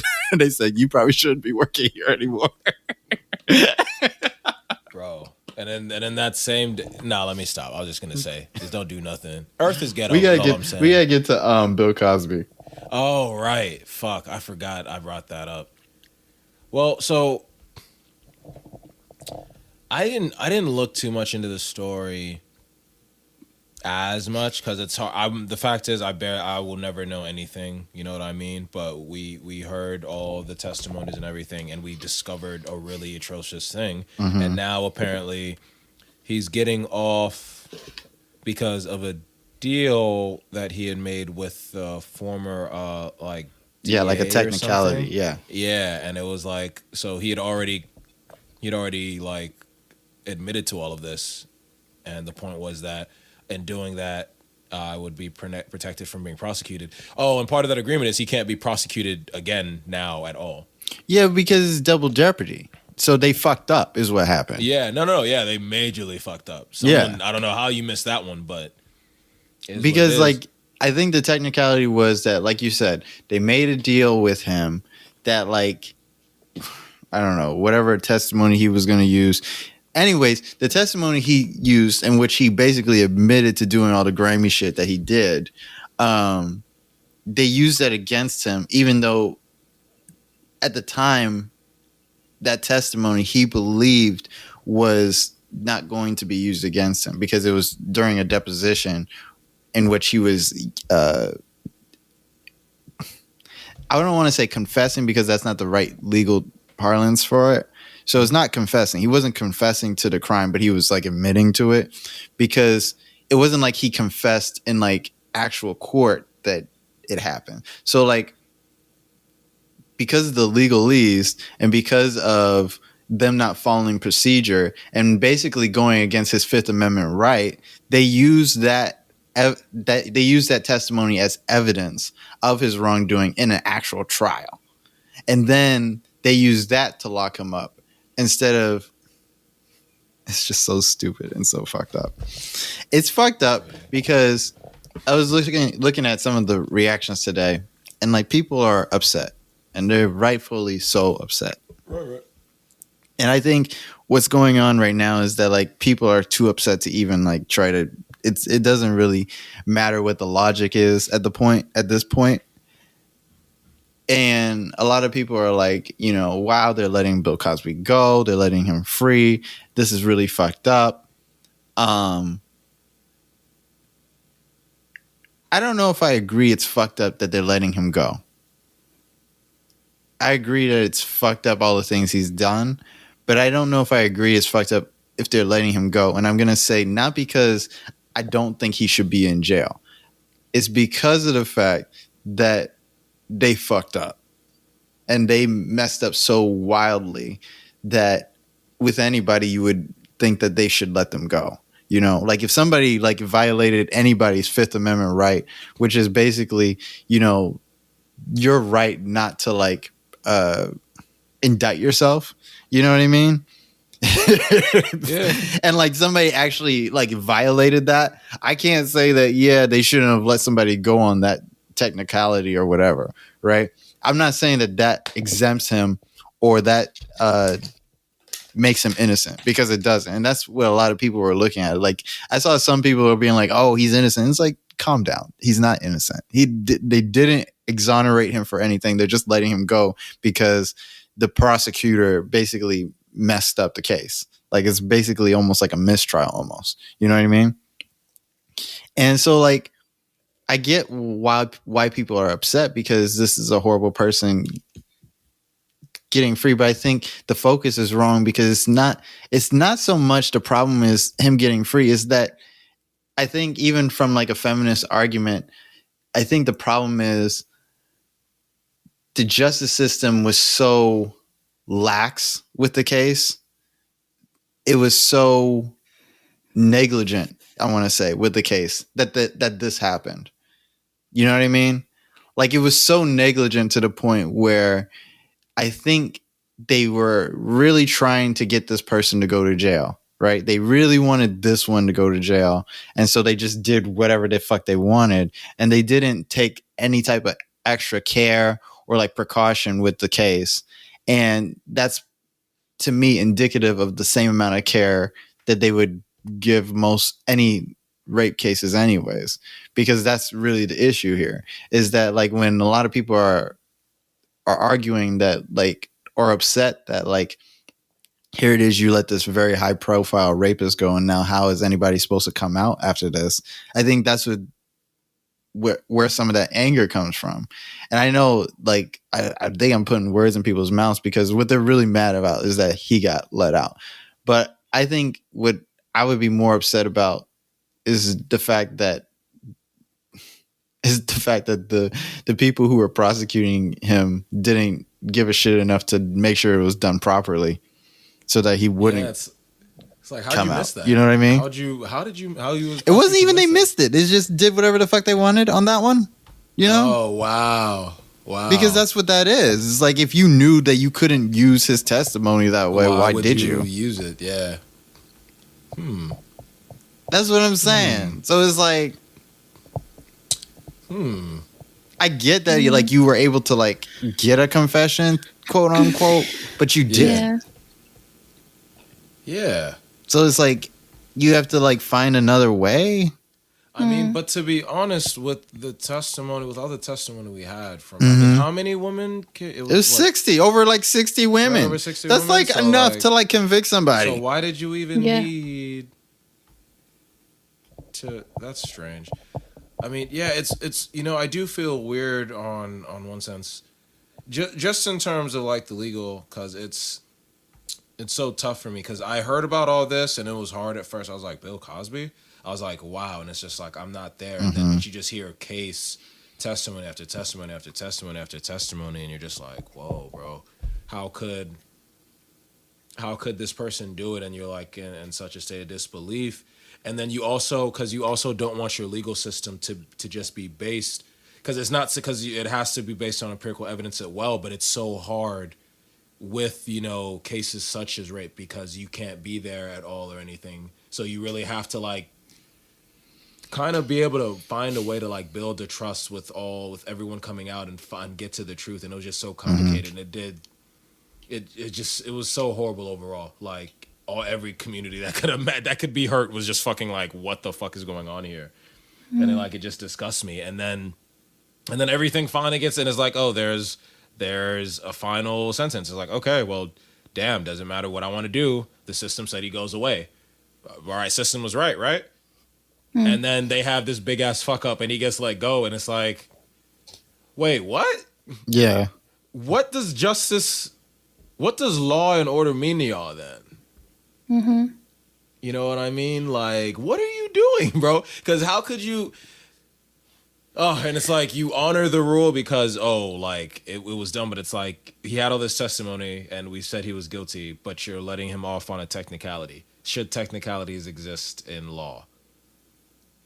I think the type of technicality that they let him go with is a big one. I think it's a big one. I don't think it's a little technicality. I think I think the idea that like you basically made a deal with a person that like, this is about being guilty, and then not about being guilty. It was about basically your testimony not being able to be used against you if you were to give it, and then you giving that testimony. Which is crazy that you can go, hey, don't use this piece of testimony that actually happened because it'll make me look bad, even though it's true. That's the one where I'm just like, yes, why? But I mean, like, if you were the one that was going to make that deal anyways, you have to honor that deal. Like, you can't just go turn around and then like be like, nope, we got him. Like, you can't do that. Which I'm aware. The thing is just like, why would it be normal to make that deal? You know what I mean? It's like, why would it be normal to make that deal? I don't know. We gotta ask a lawyer for that shit. I know you have to. Exactly. It's like, don't get. Yeah, I know, because law, you get in the law and it gets even. And that's how they get you though, because they only have like certain people know everything. Do you know what I mean? Like the common person can't know. But these are federal prosecutors, though. That's what happened, though. These are actual prosecutors that like, this is what they do for a living. They work for the government, and they shouldn't have just like let somebody go like that. Can you say royal fuck up? Like, it is, bro, in the truest of sense. Yeah. Like, how did you? Oh man, it was horrible. It was and now it's like, so now Bill Cosby's going free, and it's just like, it's like, wow, Bill. So it's like just straight free, not even like he's restitution. He's done. Even restitution to because they fucked the court, the justice system messed up, and that's just like So like, it's like with anybody else that gets a mistrial, he's just free. And then that's the thing, and it's like, and that's how legal doesn't always mean right, and people are always like, oh, well, it's illegal. True. Yeah. It's like, illegal, so was being a free fucking black person in America, bitch. Yeah. Don't make me smack you. But like, and then it just pisses me off. It's like, because it's the point of law and order is basically to execute justice, to form trust, so people feel safe. And then shit like this happens, and it's like, in this country, built off slavery. Come on, man, stand for something, bro. Stand for fucking something, bro. I don't know, and so it's weird because it was already so hurtful. You know, hearing about what happened at Cosby, because when I first heard about it, and I heard that he had that CB or that NBC deal, and then they had all this conspiracy, I was like, damn, word. And then I heard all the evidence and shit, and I was like, oh, nah, you did that shit. I'm like, oh, damn. I'm like, oh, nah. That's the same shit with R. Kelly, though. It's like, no, for real though. Like he just had like all these people that were just covering for him like for years. Like they knew, like he had like little girls in dungeons and shit. To be honest, when in the R. Kelly case, and me and my good homie had this conversation. He was like, "Yo, it's like, man, I really feel cut up about it because it was like all R. Kelly needed." Because don't get me wrong, this doesn't excuse his actions, but all R. Kelly should have no, of course not. All R. Kelly needed was someone to be like, yo, nigga, the fuck are you doing? Look, I don't know people if that was like gonna that. do it. I don't think people like that are gonna get. Like, they know what they're doing. No. Okay. Let me just say. Yeah, go ahead. Let me just say, psychologically, as well as just like. You worked that degree, humans. Girl. We see you. It's just they know what they're doing is wrong. There is no way in how you could ever just walk into a situation, abduct a child, and like hold her in a dungeon and piss on her and shit, and not know that's fucked up. Like you know that's fucked up because society teaches you that's fucked up from the second you come into it. No, why do you think like they do it anyways if they know it's fucked up? Because I mean they're sick. They have don't be reductive. It's hard. Yeah, it's hard because there's lots of different conditions and compulsion control. It got him off basically. It got him off. It was no, it made Claire. him feel good. Don't get me wrong. I'm not trying to excuse his actions. It's just because when I see and when I saw the documentaries, I was like, oh my god. I'm just saying, someone coming up to him, no matter who, coming up to him, someone coming up to him and being like, this is wrong, you should stop this, isn't going to do shit. Yeah. You know? I think what she's saying is like he's too far gone. I get what she's saying. He was too far gone the second he started doing it. The thing I'm saying that's pedophilia.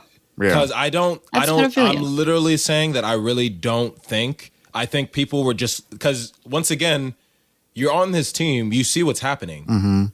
It's just like, I see the documentaries and I see a lot of R. Kelly being a fucking human being, of course. And then I see a whole bunch of people sitting there, just letting him be a shit human being. And they're as bad as him in my eyes. Yeah. Which is my point to be made. You enable a pedophile? Bro. When I hear the story about Aaliyah, I want to cry. Yeah. Like that. They should have reported him, turned him in. It was the money. It was the money. They was making too much money. They was making too much money from I Believe I Can Fly. The numbers was coming in. I'm serious. That's what happened. And that song ain't even that good anyway. They get in a check. In the comparison to what he's done. I Believe I Can Fly is. We don't have to do that. No, I'm sorry. I'm sorry if the idea that a pedophile sang that makes me tarnished on the song. Like I'm sorry. No, I didn't say that. What I'm saying is we don't have to say music is music. That's fine. That's fine. But you acknowledge it. It's just like it's fine. That's cool. The music. Once R. Kelly dies, on the party's happening. You can't keep listening to his music. Even after he's dead. When he dies, I'm gonna do it. The money still goes to his estate, which goes to all those grimy motherfuckers that were enabling him. I think of when he was singing it, there was a you little can't girl listen in to the his song fucking again, dungeon. damn, Mitch. I can't listen to that song. So after he dies, about the bullshit. You can't listen to the song. It's tarnished. No. It's done. It's gone. You have to suffer. Yeah. We have to suffer. Yeah, so like once he's in his grave. Once he's in his grave. Wow, goddamn. Claire. I know, it's fucked up. She's the one that's being gung-ho about it, and she also makes the joke. No, but to be honest, Claire, no, don't get me wrong. And once again, I'm not there. I'm not a doctor. And I hear you what you're saying. I really think like he just really got caught up. And all R. Kelly specifically needed was to someone to pull him out and beat him the fuck up. It's not him and get him some help. No. It's not that kind of party guy. No, at least not let him do it. No, it's not like that. Pedophilia is literally widely discussed as like I don't want to get too deep into this because this could be so triggering to some people. So I'm just kind of argument. Well, wait, hold on, guys. Wait, no, slow down a bit. I'd rather literally light myself on fire. Slow down a bit. Sorry, I need to be so adamant about how I'm not into that. That was not happening on this podcast. Everybody, just take a beat. Sorry, just when you said that, I was like, no. You were like, please, God, no, Mitch. And I was like, okay, I'm just making sure. What I was gonna say is that like he did suffer a lot of child abuse like as a child, and like people did kind of do the same things that he went through that he later on did to other people. You know what I mean? That happens it's not as I'm not saying that as an excuse, but that does happen a lot. Where it's like so that does. Like I know where Claire's coming from, where she's like, you know, the cultural standard is that you know pedophilia is bad, but if you're like growing up in that situation as well, like it kind of blurs the line for you a bit. You know, not that it makes it better for your victims, but it does. But that does like fuck with your head. As far as you know what the line is, and you can't fix it. You can't. That can't be fixed with a good old slapping. That can't be fixed. That can barely be fixed with years of psychology. Yeah, like psychologists and the psychiatrists and medication. That can barely be fixed. The only known cure for pedophilia that they have these days is literal. What's the like when they they cut off your sex where drive. They castrate you like they like castrate, but like it's like they do it by liquid castration, it's like it's like medically. They don't literally cut off your balls. It's like medical castration. It's like I'm saying it wrong. That's the only known. That is the only known actual cure for pedophilia. Yeah. So it's fucked up, and the way their brains are wired is just we can't even comprehend. Like. The best of the best can barely comprehend. They can barely understand, but they can't even comprehend how someone can think that way. And their senses of right and wrong and their moral justness and all of that other crap is just skewed. It's completely skewed. Yeah. There was no way he could have come. If that is what he was doing with his life, if that is how he was conducting his time, he wasn't coming back from that. There's nothing those people could have done except for report him and get him the fucking jail earlier to save more children. Yeah, that is the only thing they could have done, and they didn't do it. No, they was like feeding them to him. Yeah. Bro, every time I hear about the Aaliyah part of the story, bro. No, it's true. Anyways, that's true. Let me try to move the conversation a little bit. Well, what do we think was Cosby's deal? Wait. We were talking about Cosby initially. Yeah. Because we have our Kelly, but what possesses a man to do what he did? On that same vein, I was gonna ask you guys like, who have you canceled? Like, who have you like canceled and you just like not like listen to or watch their movies anymore? Like who for you if you like actually hard canceled where you actually haven't gone back? Because like people say they cancel people, but then they like go back. You know. No, I know. Like I listened to Kanye West the other day, and I was like, I was feeling bad about it, but I did it. Did you cancel him on the? I didn't cancel him. I did. He was doing too much. He was doing a lot. I fuck him. He needs. With Kanye, it was Power more came for me. on It the was other more day. of like you need to go to he needs some meds and some like hugs and to get away from the Kardashians. Like I think he just needed help. Like he does. He needs a lot of help. I don't have anything against Kanye except for I think he needs help and he's been put too intensely into the media's. He's got too much power for how insane he is. Right. Yeah. Yes. Like I feel bad for him. So who have you guys canceled? Anyway, who have you guys canceled? I'm trying to think. I did cancel. Have you guys R. not Kelly. canceled anybody? You just love everybody? I have 100% have, but because I don't go back, when Tory Lanez shot Meg, he got canceled. Shot her. But did you cancel Tory Lanez? Did you stop listening to Tory Lanez? You did? Now that I've heard more of this story, I kind of feel bad for him on one level. So it's like less, but it's still fucked up what he did. And why like do you feel bad for Tory Lanez, so the person who didn't Logan. get shot? No. I know Logan. But here's the thing. So Tory Lanez, people like to pretend like, because what I honestly think happens is Tory got scared, panicked, and shot her in the foot. Yeah, see, you make that face. He got scared of Meg's her massive thighs. And see, that's the thing. But no, Logan, we laugh, but that's the thing. Because if it was reversed, he is a little guy. Exactly. And if it was reversed and it was Meg the Stallion, the man biggest. Well, if it was big old Meg as a man and little Tory, and we did the reverse, we'd be like, oh, but this happened to Tory, and we like laugh when we make jokes. But I did think nigga was just scared. Because okay, listen, this is different. He's wrong. No, wait. Wrong. Yeah. Wait, hold on. This is what I'm saying. This is why it's different. It's not like he fought her because he was scared. He shot her. Like he shot the girl. Even more scared. He didn't. Logan, understand. Niggas only bring guns and use them when they feel their hands ain't good. This man dead thought he couldn't take Meg the Stallion, and I believe him, to be honest.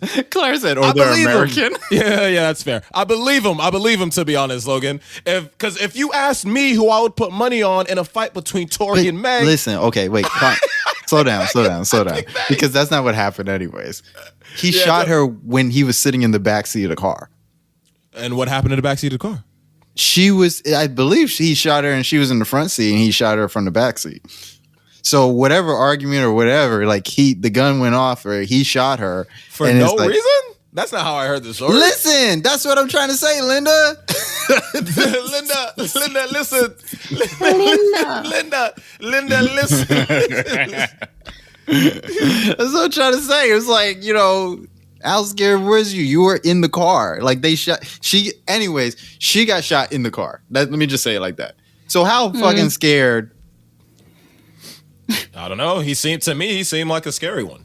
You see it like a scary one? No, Logan, don't listen. This is I heard he did that, and before I heard about anything, I was like, bro, no, he can't. And which hurt because Tory Lanez music bumps, but I was like, nah, you're not gonna do Meg you're not gonna do black women like the fuck. Okay, who like really has some talent on them and you cancel? Like, I'm not saying Tory Lanez doesn't have talent, but like, is it that hard to cancel Tory Lanez? Like, I could never listen to a Tory Lanez song again.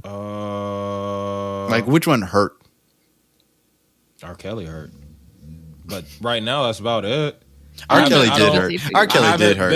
I haven't. Like, R. Kelly did hurt. I'm not gonna lie. I'll be with you on that. I don't cry for pedophiles, thanks. It's not the pedophiles we're crying for. It's not being able to like hear the. Yeah, that's about him. We never really grow up with Remix to Ignition, Claire. You don't understand. Or Space Jam. Leave us alone. Space Jam? Are you kidding me? You don't understand though. Losing R. Kelly's music didn't hurt you. Jam? You don't even believe you can fly. I'm like literally 3 years younger than you. I'm 3 years younger than you. Stop it. That's enough time. You wasn't there back in 99. Yeah. Not like we was there. Not like we was there. Sorry, that's the old black man in my heart just being like, hey. I'm not even kidding. They used to play I Believe I Can Fly in my kinder.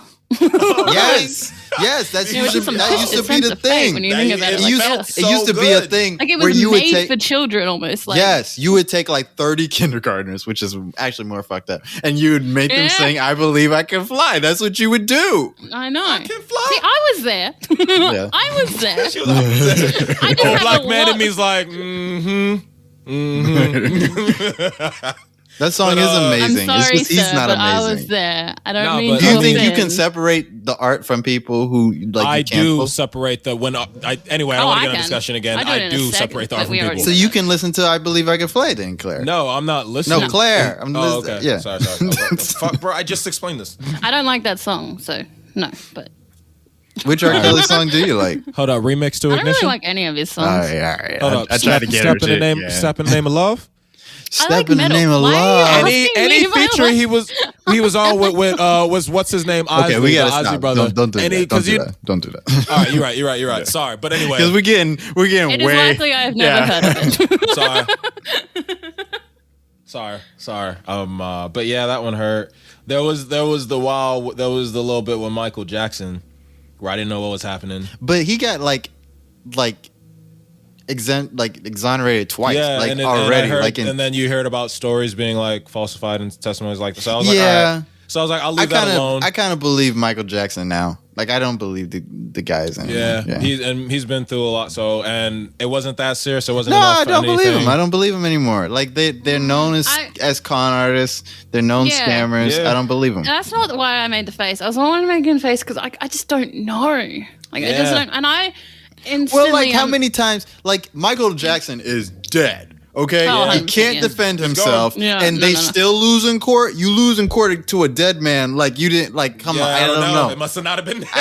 I'm gonna have to say this. Like the dude's not even there. He can't even say anything anymore. Moonwalking in the background as a ghost. What'd you say? You can't even get any even if he did anything, there's no retribution. There's no punishment. Gone. That's why I say when R. Kelly and Logan what they would do is they would probably get like money from his estate. And that's what they were probably. And to be honest, I'm take be it real from his children. They were probably also abused. That's what it is. Yeah. I hate it. I don't know what side I stand on because there's always more to the story, and I don't get people who can just pick a side on this sort of shit. Like I don't get you. Are you she's like talking about how? Yeah, I don't get it. I don't get it because there's so many layers. Some things you just gotta pick a side about. Yeah, nah. Because things are in depth and everybody's going to get hurt in some way. Someone innocent will always get hurt. Some things have more layers than others, and whichever one's heavier, that's the one we push over. That's not true. No, I have to agree. Some things are more complicated.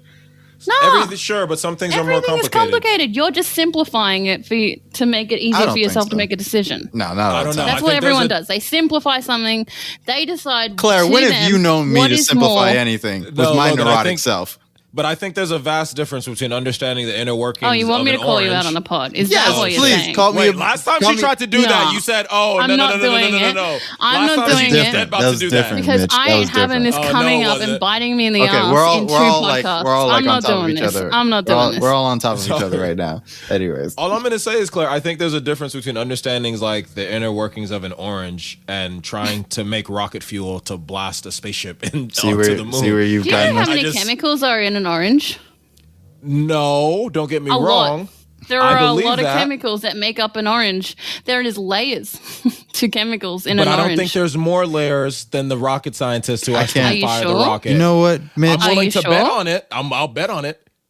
Okay. You know what, Mitch? I can't. See what I mean? Someone simplifies Mitch, it. I can't believe you let her do that to you. Yeah, I can't believe you just fell into that like that. Listen, understanding that there's chemicals in an orange doesn't mean that there aren't more chemicals in rocket fuel or that it's a more complicated process. You don't know that. You just said that and you simplified it because you didn't know, which was her point. Which was her point. I'm still willing to bet on it. Choices. Because that's the point. It doesn't matter if you bet on it or not. She just won. We simplify it. I'm not having you on my team no more. Fuck this. We simplify it so we can understand it. That doesn't mean there aren't different levels. That was her point. That was her point. You just lost. No, the point was that everything's still the same, and it's not. Sure, we can simplify, but some things are complicated than others. No. That was not what happened. Was that people everything simplify? has complexities that other people just dismiss to simplify it so they can make a choice. Then you took a complex thing, an orange can be complex, but I wasn't dismissing its complexities to try and make your point. But I wasn't dismissing its complexities. You did when you said you could wait. Stop. You said it was less complex. Everybody slow down. Everybody slow down. No, because that doesn't make it less complicated. Slow down. You did because what you said was you went and you compared it to rocket fuel, and because you don't know how complex an orange is, you just said that it wasn't as complex as rocket fuel without knowing that. So you simplified an orange. But that doesn't mean I don't think it's complex. I just don't think it's more complex than rocket fuel. Exactly, but you don't know that. I kind of feel like I do. Oh, so he's just an asshole. Okay. I'm not being an asshole about it. I've studied basic biology. Moving on. We're walking. I've studied basic biology. Yeah, it's not more complicated. I'm not saying it's not a complicated thing. It's okay. It's all right. I'm not saying it's not a complicated thing. I just still to make the argument, things are different. There are layers to everything, yes, but things are different. So reparations. The guy from BET,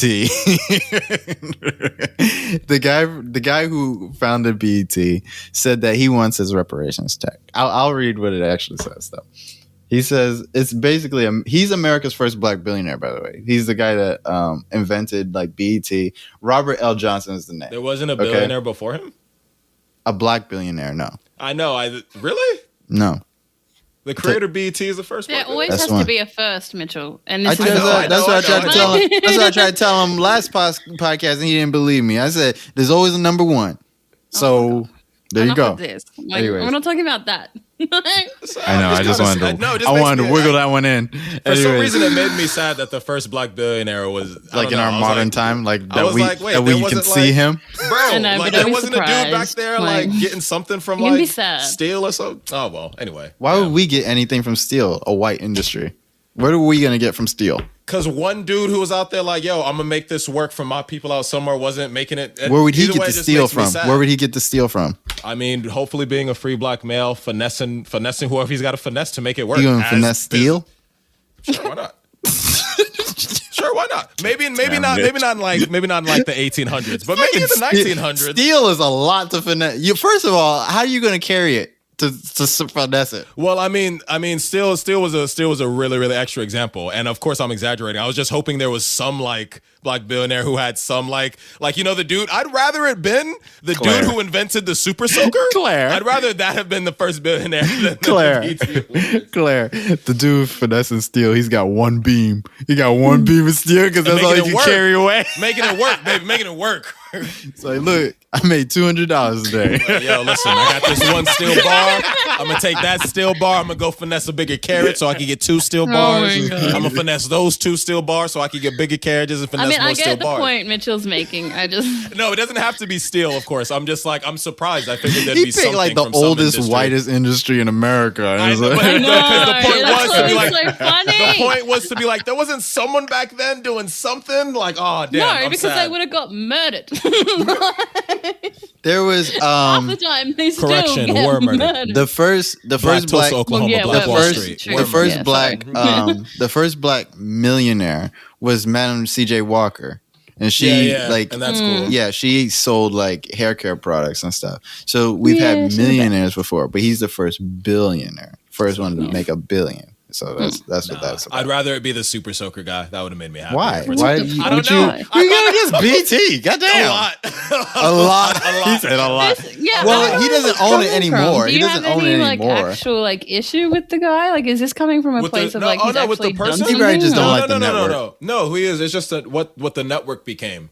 It's just like that. Well, he doesn't own it anymore. He doesn't own it anymore. I'm not even actually mad at the network. It's just I was like, oh, really for BET? I was just hoping to be something else. It's nothing wrong with him founding BET, and where he was coming from at the time, I'm sure isn't exactly where it's like his intention. Yeah, no, and you're right. That's not his fault. You're definitely right. I was being irrational. I know. I was being irrational. Obviously, was that not? That was a lot, though. It was just like, was it Logan? Was like, why'd you put it on him though? He didn't put it on him. I was putting it on BET. Jeez, come on. Black people can't get nothing out here. That's how I go. The white man ruined your shit, and you still get blamed for that. Look at that. All right, jeez. All right, you didn't have to do me like that, everybody. No, I know you did, but damn, nigga, I'm a person too. Shit, I'm a person too. Listen, this is important. So basically, he's pushing for a $14 trillion reparations proposal.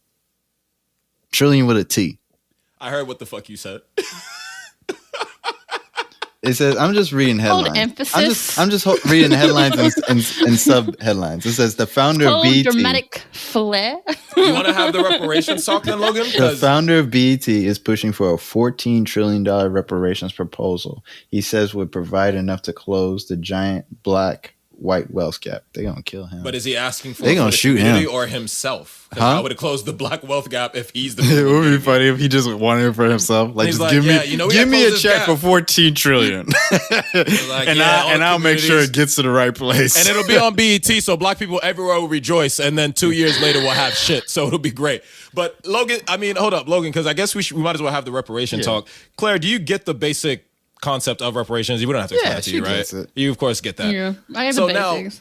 what we have to talk about is, all right, if we want to realistic, white, not an invalid. Like, listen, I know, but it wasn't just for her. It wasn't just for her. It was also like in case we needed to. I guess we still should explain the concept of reparations. Still, I mean, yeah, there are some dumb white people out there. I love this show. No, and just cause like I don't feel like doing it, but if I have to, I will. But now that y'all embarrass me, and people who don't get it should get it. When we mention reparations specifically in Black American communities, we're basically talking about financial restitution for the history of slavery, segregation, Jim Crow, and all the detrimental effects it has had on our communities throughout this country. Now, that's what I thought it was. That's good. I'm glad I got that right. Yeah. You get a gold star today. We should give you more, but you're the smart kid. White people love their gold stars. Yeah, but you're the smart kid, so we have to give Logan more than you. So like he thinks like he can keep going. He stays motivated and shit. We'll get you, but we got to give you some too. That's but so anyway, my whole life. Yeah, I imagine. So for reparations, though, the question is in the country, because now, of course, Black Americans want what's fair and right, but as has always been the case in this country, where us being a beautiful people, we're also not selfish. So how do you realistically have reparations done in a way that, you know, gets us what we need, while what the country's afraid of being a detriment to the country, who we should just say fuck you anyway to, because y'all got enough money. Damn it. I mean, pull back some on the military. You got reparation money. Oh, or at least education. At least education in Black communities. Do you want to give us that? Could we have that, please? Rather than the fucking redlining and all that bullshit. I don't want that one. Okay, that's fine. No, I respect that. You probably have a good reason. I don't want that one. But the point is, it's like, realistically speaking, with the government we have, the only realistic way that Black people would ever get reparations is if we put it on some silver platter that, while being beneficial to us, wouldn't touch a single little white blonde hair on, you know, our white sensitive fucking brothers and sisters who can't handle the fact that their ancestors did some horrible shit. And oh my God, why do you guys always need this? What do you mean I can't have 3 yachts? I can't have 3 yachts? Okay, well, sometimes one isn't enough, okay? And like, my jet skis on the back, and you know, like, what do you mean I had to downsize my 400-acre home? Yeah. Oh my God, this is just too much. This is just so fucking much. So yeah, we have to deal with those motherfuckers, Claire. And the only way reparations in America would realistically happen is if we didn't touch a single white dollar that we're owed in the first place. How are you gonna not do that? I don't know. But that's why I said let's have the reparation talk. Because all the Black people give money back to themselves. What the hell? No, I think. But exactly. Something that white people don't understand about it is that there'll be white people like me over there who'll be like, "Of course you should have that. You should have that." Like, yeah, 100%. Like, I think it's wrong, but then they won't. Like, they'll have their parents or their aunties or their like family or people in their circles who are still like. Who are those people to you? Like, you know what I mean? No, yeah. And yeah, absolutely. They don't think about that, you know? Yeah. No, it's also a tough one because Logan, oh God, I hate the fact we got to take it to a comical point, but you remember that Chappelle episode when they gave Black people reparations? Yeah.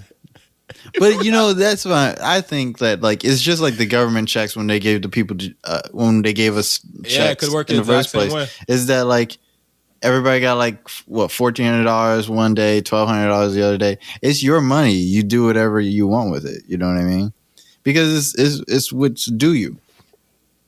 To me, that's what you owed. Shit. No, you're right. No, and the thing is, I won't even fight you there. You're right. People, my only thing is like, if we're giving reparations back, it would make me sad. Like, oh, sorry, I thought I heard some weird shit. Why?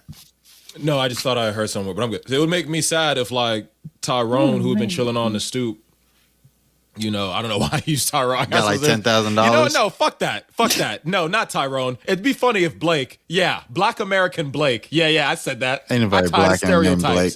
All right, Blake too much? Who's named Blake? All right, hold up. Let's I don't know about that one. Let's go with Sean. I mean, that's coming from somebody named Logan and Black. I know. Somebody named Larry. Blake is a lot for me to wrap my mind around. Let's go with Sean. Let's go with a smooth middle. Let's go with Sean. So Sean chilling on the stoop, you know what I mean? Sean been, low income areas, not used to handling money. It would make me really sad if Sean, by virtue of reparation process similar to maybe like pandemic disbursement, was like, yo, he went from making like, I made $1,200 a month and I jumped to making like, I don't know, let's say something like, now I'm making like 10 G's a month. Why would that make you sad though? That's not the part that would make me sad. Sean getting 10 G's a month for reparations owed to him would make me happy. What would make me sad is if Sean, who had never had 10 G's before, was living good, and just through a lifestyle of not knowing what to do with it, spend all his money and was back living poor and on low income and hadn't.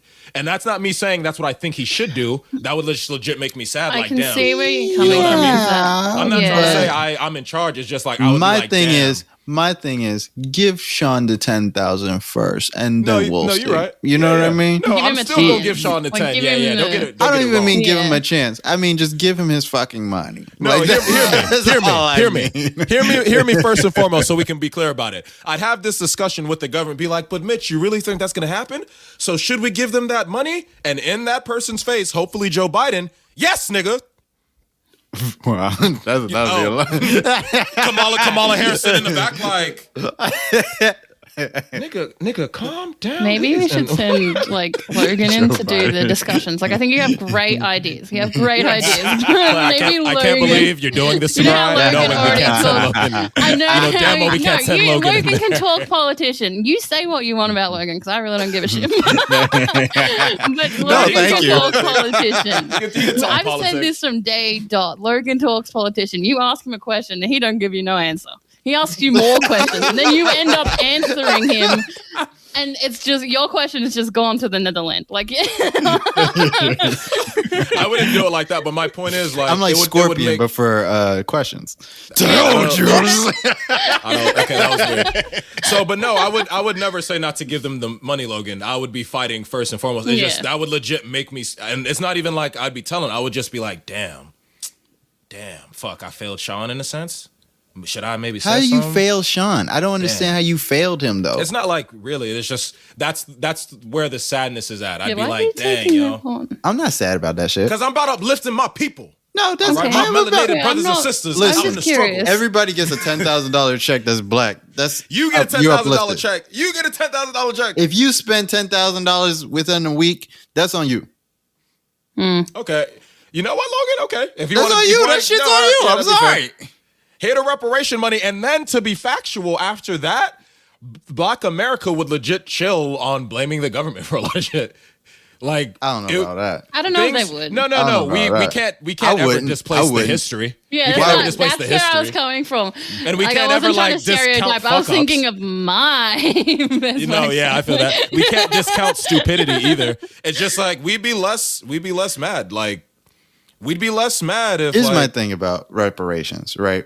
I feel like we've talked about this on the show before, but like, here's my thing about reparations is that like throughout history, we just gave white people money for whatever the fuck they wanted that money for. We didn't ask like what their education level was. We didn't ask, whether or not we thought they was going to do a good job spending it or not. We just gave them the fucking money because they was nice and they was white and they just, they needed to have the money or whatever, I guess. And nobody so I feel like when I hear Mitch say that, and I'm not blaming Mitch for that because it's not, I hear a lot of people say stuff like that. It's like, well, what would Tyrone do with the money? It's like whatever the fuck he would want. God damn it. I like Tyrone. I like Tyrone too. That ain't the fucking point. It was Sean. I bangs with Tyrone. I mentioned him first, but it was Sean. See what I mean? This is how Logan talks politician. He just twists it. Maybe Tyrone is his middle name. It's his way. But who the fuck care? Like, you didn't ask what Brandon was gonna do with his check. So what the fuck you asking what Sean and Tyrone are doing with theirs?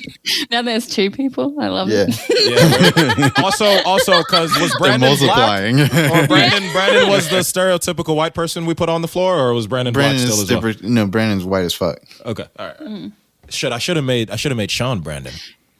Damn. Good name choice. Anyway, it doesn't matter. Carry on. Well, you couldn't have made Sean Brandon because I didn't say Brandon yet, so There's that. No, I'm saying I wish I had thought of like. I'm just saying unless you're a time traveler, in which case I gotta fuck you up because we talked about this on the show before. Whoa. He doesn't want you touching his milkshake. No. Yeah, I know. I can't. I think about that conversation we had. I'm like, I still can't believe you guys aren't afraid of shit like that. I wish we could have cited that reference. Don't you remember me telling you about? No, you were like, nobody thinks about it. Like you and Mitch were like, nobody thinks about time travel just coming back and poisoning you. I talked to you about it literally 2 weeks later, and I blamed you for it. Remember? Oh yeah, that was. But no, I'm talking about no. You don't get brownie points for that. I'm talking about. I opened my mind. I'm allowed acknowledgement for my mind being open for your growth. I'm talking about at the time when you made fun of me and said I was, stupid or crazy for that's it. how I felt at the time. I'm hurt still. I ain't apologizing. I see. I felt. What the fuck? I know. That's the other thing. When you came back, you didn't apologize. You just blamed me for you thinking. I was like, it's your fault. What you've done.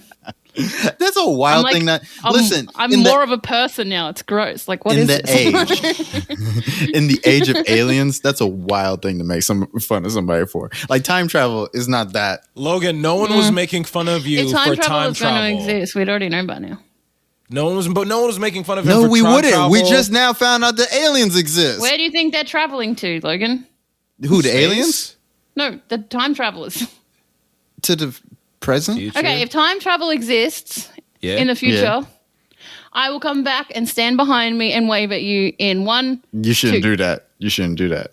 What would make you think you're a time traveler anyway? Wait, you're not supposed to look at yourself when you time travel anyways. You could warp the universe. You're not supposed to interact with yourself. Exactly, what she's trying to do right now. She's trying to theory. She's trying to kill us all. She's trying to kill everybody. Literally only one theory, but whatever. You will not kill everybody on my podcast. Okay. Logan. Okay. First off, I'll come back and stand behind Logan in 2 seconds. I wish we could have cited the episode reference, but Logan, no one made fun of you for thinking a time travel can come back in time and kill you. We made fun of you because you thought a time travel would come back, and the best way they thought to kill you was to be poison. No, not just poison you, to specifically poison your milkshake. You were very specific, and I don't understand what fascination you have with milkshakes and time travel. It could have been any drink. It could have been any drink. It didn't have to be a milk. But you chose milkshakes. Because I like milkshakes. What the fuck? What the hell? You're a racist against milkshakes? No, but this is what we made fun of you for. Strawberry or banana? Strawberry. I guess. We don't do cookies and cream? Strawberry banana milkshakes are. I'll do that one.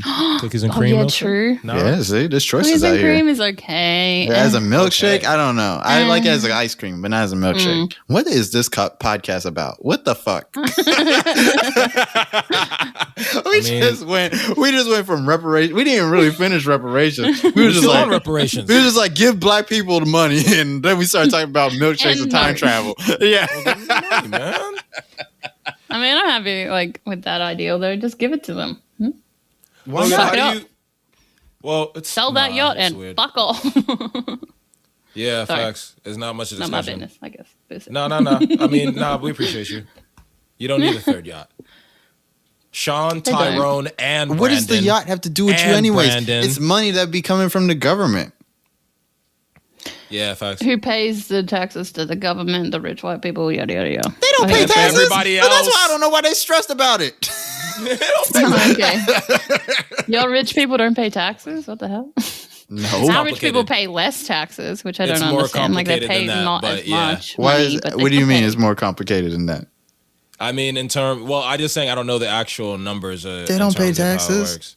Do you mean illegally? Or who's rich and pays taxes? Stupid rich people. That's who's rich and pays taxes. Like Donald Trump said that dumb people pay taxes, and everybody was like, "Oh my God!" The person who wants to be president says, dumb people pay taxes, and he was like, "Well, he doesn't pay taxes, so what else?" That's because taxation is theft, and I don't get me wrong. Wow, you're a libertarian, just like that. No, but I do agree. Taxation is fucking face. It's like, is it though? It's just taxation without representation is super theft. She says the whole oranges and fuel thing again. It is though. I'm just not waiting. getting into it. Well, you know what? If that's how she feels, if that's how Claire feels, I'll just wait for her to like fuck you up on this topic too. I'll just let her do it. No, because this time I said it's more complicated. I didn't try to simplify it. You did. I said it's actually more complicated. But well, I said that before you said it's more complicated than that, in my defense. Taxation is not theft, by the way, for anybody that's listening. It's not. You're not taxation theft. No. You get the money back most of the time. And even if you didn't get the money back, we live in... Okay. Australia and America are the countries I'm talking about. We live in democratic societies, okay? We pay taxes for the services we own, and we all pay taxes because we all use those fucking services. You drive on roads, you use public transport, you use trains, you use the clean water, you like clean air. You love water. Go talk to Flint, Michigan. Tell me about clean water. That's a part of the government not taking care of its people, in which case the government is defaulting those people. And I agree with that. But I also don't agree with the fact that because the government, like we just said about people. Just like we were saying about the welfare argument. The other people on the other side of the world have to suffer, or not other side of the world, but other side of the country have to suffer because the government is failing those people. Yeah. Like, that doesn't make sense. So we all pay into the taxes, but we all pay into taxes for a reason. We all pay into taxes because it helps takes care of not only ourselves but everybody else around us. So it's not theft. You're paying for a reason. It's not theft. I just don't think the services run the way they should, and therefore it's theft. That doesn't make it theft, though. I think it's theft. That doesn't make it theft. It's not theft. I'm still thinking. No, that's a very single-minded point of view. He's just going to say stuff. He's just going to keep repeating. No, I'm not going to say this is why I didn't want to argue with him on it, though, because he just doesn't want to listen. He just doesn't want to listen. I listen. It's just sometimes. Yeah, he heard it. In a specific way. No, he heard. He didn't listen. Exactly. Listening to. I just perhaps think differently. I don't know. You're allowed to think differently, but if someone comes at you with a good point, this is the difference between me and Claire. Point, you defend your point, or you concede. You bow down. No, okay. This is the difference between me and Claire, because she was she was totally like, you can have your opinion. I was like, yeah, you can say whatever bullshit you want. Like, it's just like.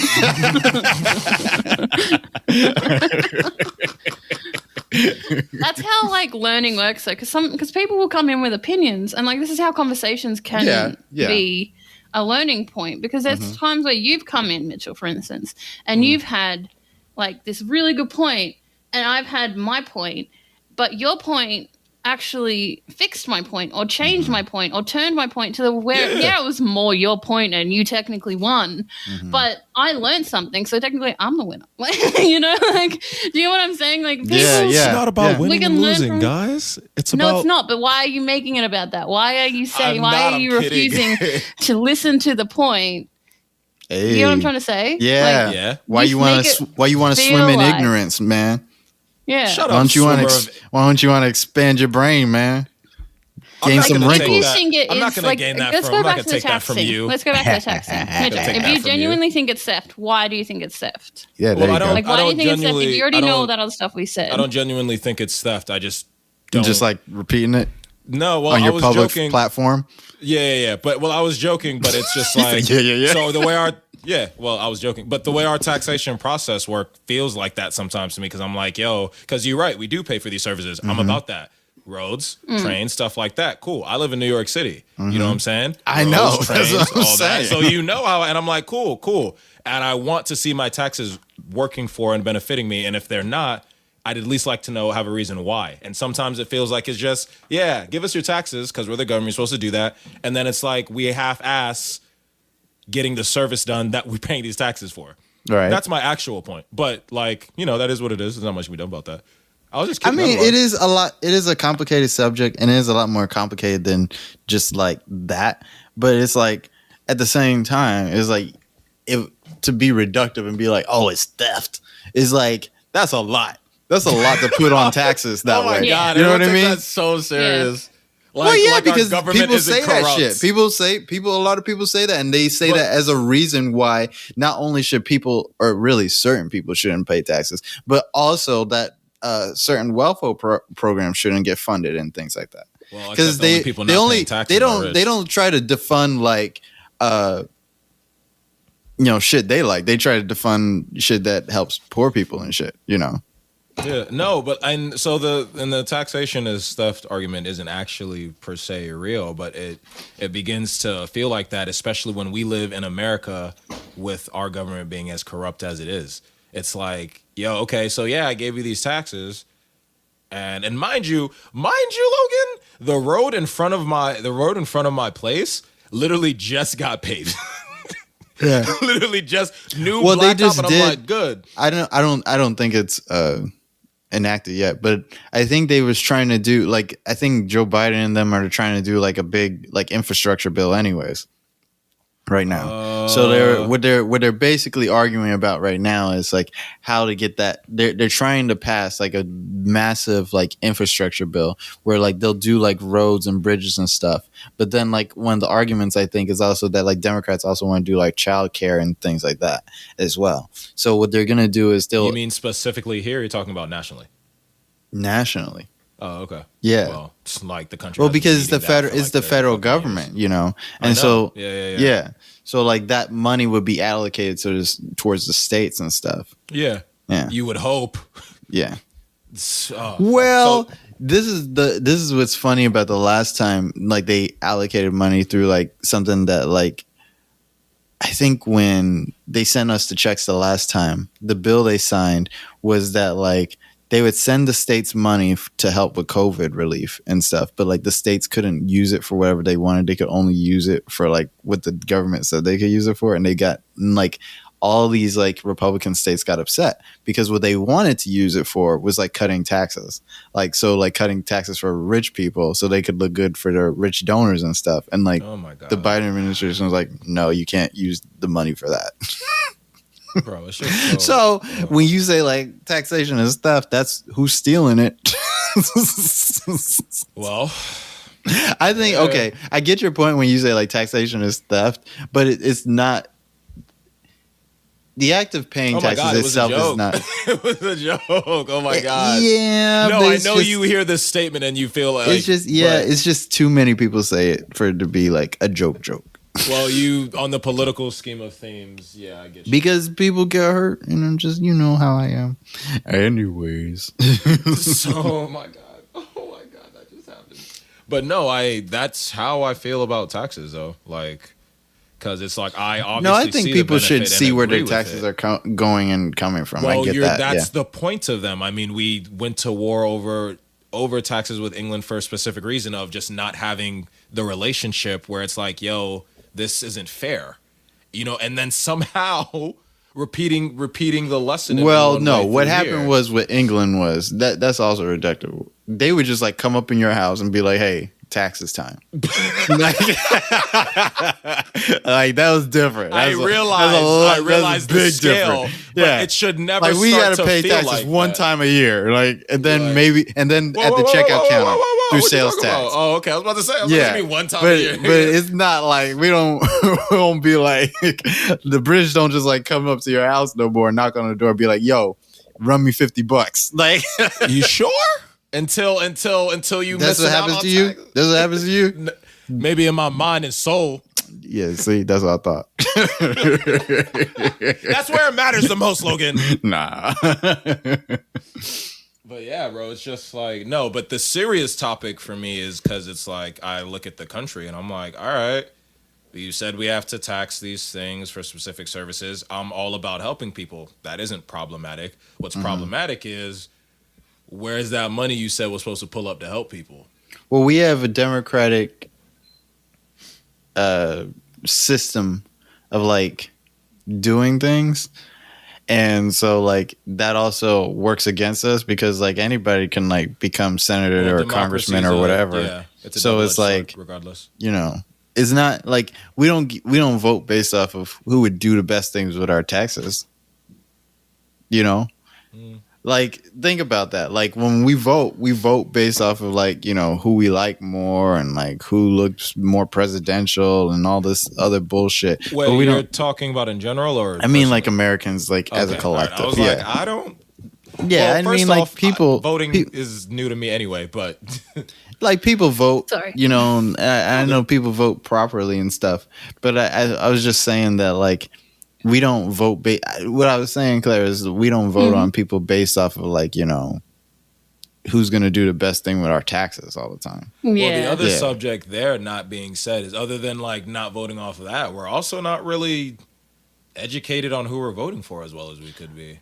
People like, okay, people voted for for Joe Biden over Bernie Sanders because they thought white people would like Joe Biden more than Bernie Sanders.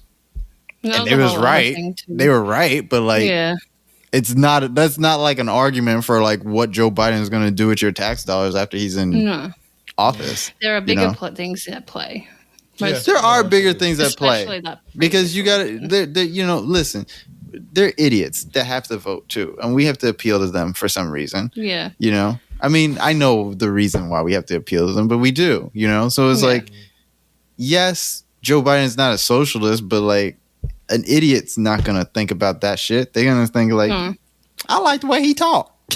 Like, like, and if that idiot is gonna vote for like Trump over like Bernie Sanders, you need to be able to put someone on the plate that's like relatable.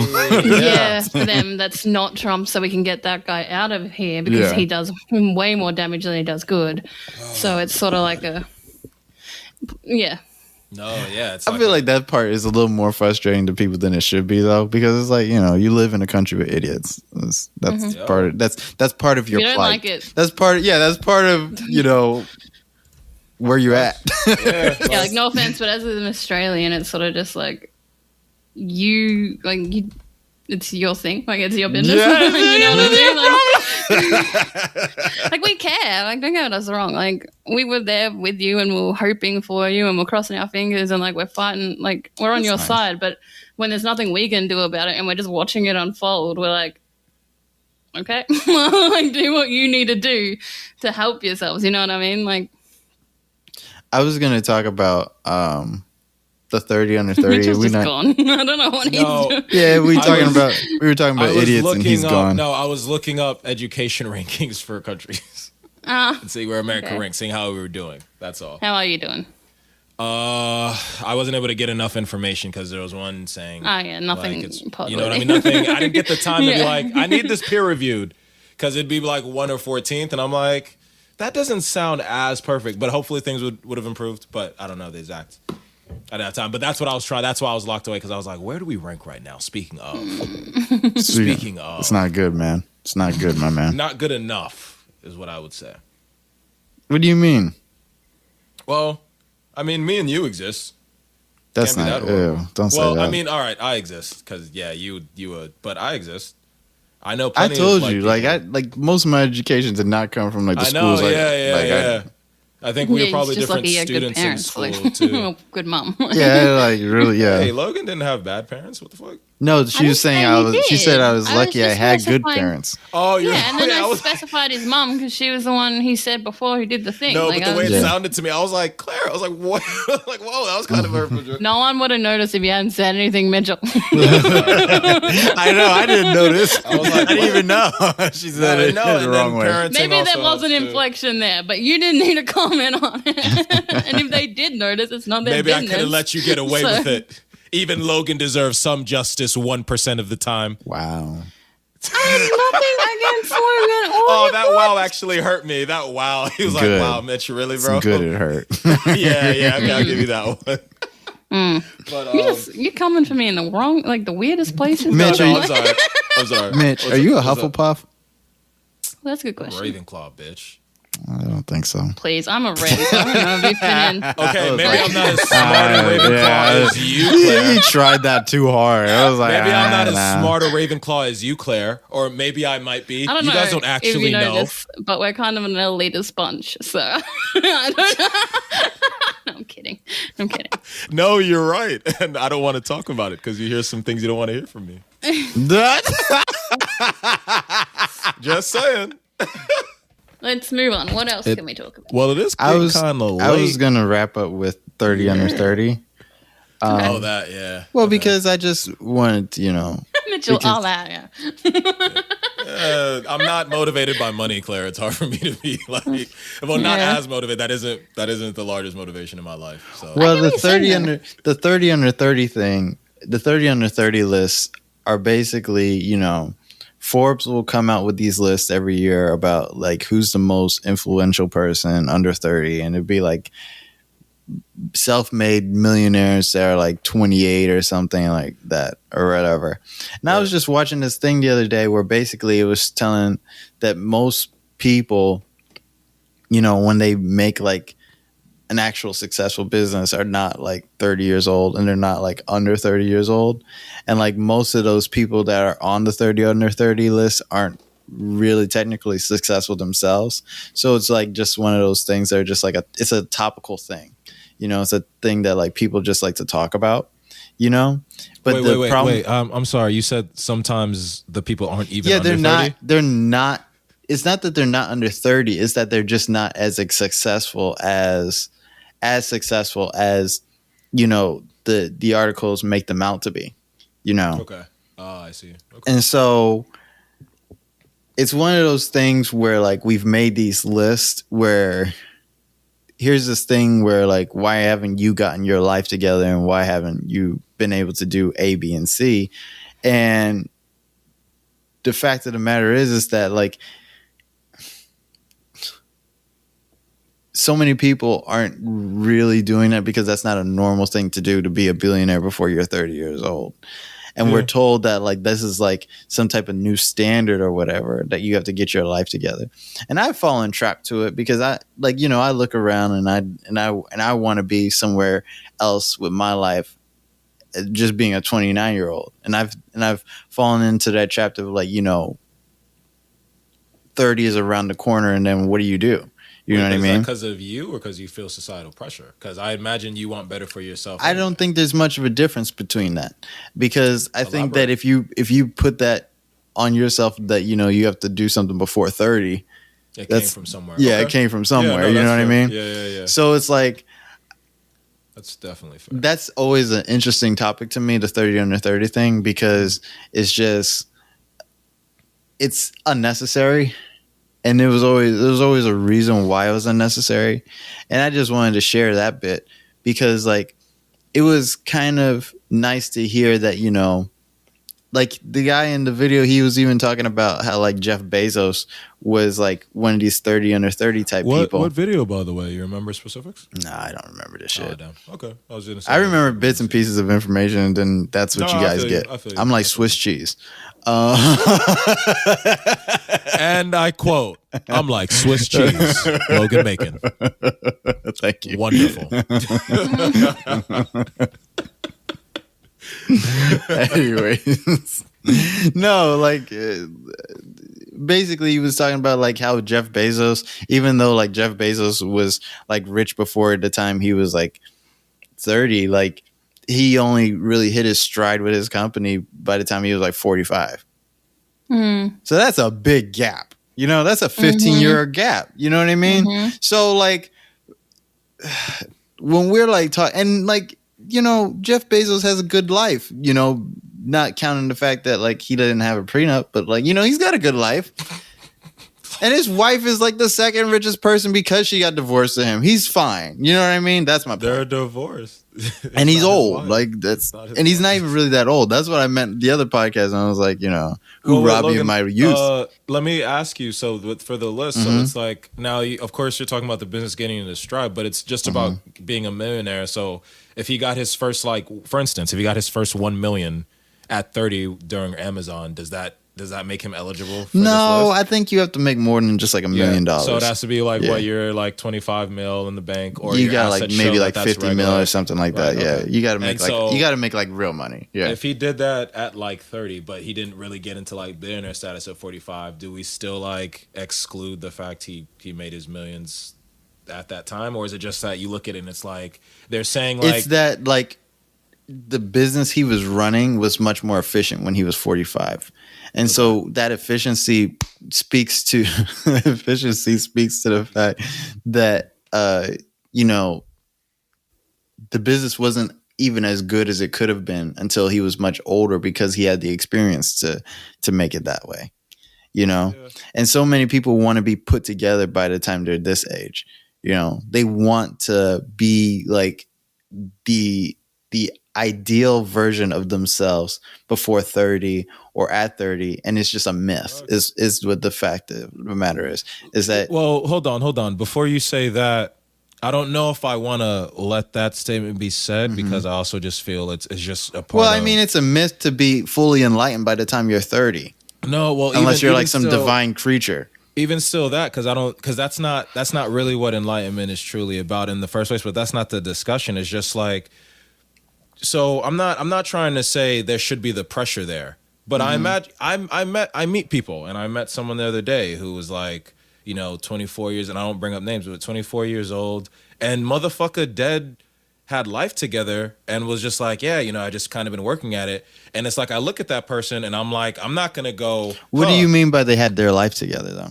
Oh, I'm sorry. Let me not say like fully together. It's just like when I look at what they're doing, it's like, because, and then the other pressure is, how's your life supposed to look, Logan? But that's what I was speaking to. And when you say like, they had their life together, like, what does that mean? Like when we are always like, we are looking over and seeing if the grass is greener on the other side. And that's what that Now hold on, because that's my thing. About, because that's the problem. We're looking over at the other grass, and here in America, they're like, "Yo, be millionaires," and they don't actually fucking care about anybody or facilitate a society in a country where you want millions anywhere, where most people would be able to do that. I think my point, not even is how much money you have. It's just the fact that this idea that you have to be like this uber put together person before like this arbitrary date, And I think my only thing there, because I can't disagree with you in terms of how I work, is just you called it a myth, and I was like, I don't think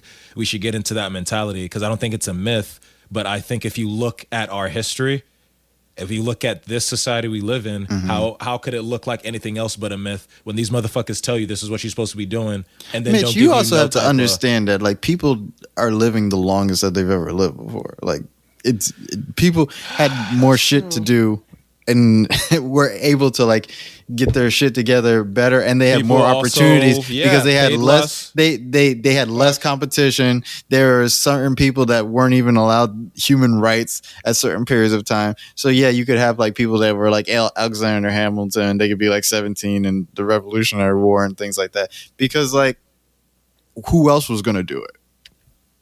You know what I mean? Wait, why do you bring that up? What's the... Well, because you're saying that like, there were other times in human history that were, people were better put together, and so therefore it can't be a myth that like, you could be put together by 30. Well, that's where I thought you were going with it. I'm sorry. I literally brought up the history to say that it's not that I think it's a myth. Is that when you look at the history, how could it look like anything but a myth when the country has never been like, yeah, we got to make sure people can be millionaires when all they've been doing is wheeling and dealing?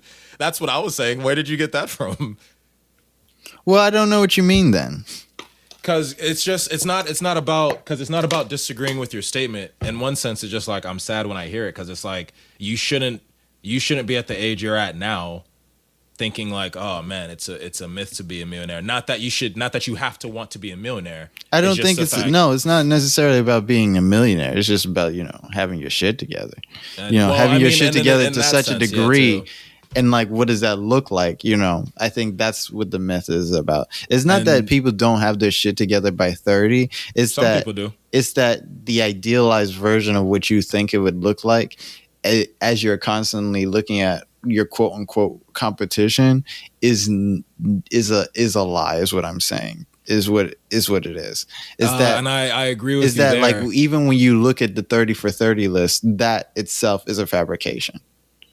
So you're looking at a fabricated image and you're wanting that when it's not even real. And that's what I was trying to speak to. No, I heard what you were saying. I don't like the mentality only because it's like it stems, and the reason I bring it up, it stems from the way this society brought you up. Like and it's like you said, the pressures, and you didn't even separate, because you was like, yo, this urge to like do better. And I was like, well, I imagine you'd want that for yourself. And you said this yourself. You're like, I can't even separate the two. And I'm like, damn. And I see that. I understand it because I felt that myself. And I just go like, see, the problem ain't you or me. It's just the fact that niggas ain't been real from jump and supposed to pretend I'm supposed to be thankful. Well, I think I think what we should do is we should look at our own personal histories, and we should be like, listen, this is what happened in my life, and this is what I got, you know. And I know that might not be the most inspirational thing to hear. I think there's something there. I think that, you know, is something good about accepting your life for what has been built up with, and not trying to put on this other stuff where you're like, well, this is where this life should have been by now.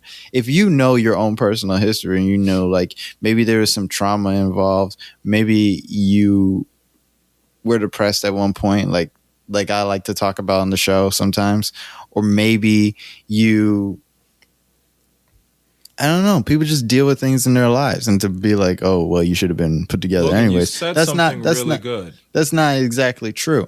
So that's what I guess I'm trying to get to, is that I get you. You don't have to like, you're on your own time clock and you're on your own time. You know, everybody has their own time. Important. You know, you said something very, very, very, very important. The what? Most important thing in the entire spiel is you were like, "Yo, people have to learn to accept, you know, what their life is." Acceptance is one of the hardest things for people to do. We all wish we had better. We can't just deal in what we're dealing with. But the thing is, in order for you to move on, I mean, what are the stages of grief? Because first stage is denial or whatever. Yeah. The second step is acceptance, correct? No, I think the last step is acceptance. Last step. I'm Denial, sorry, but anger, bargaining.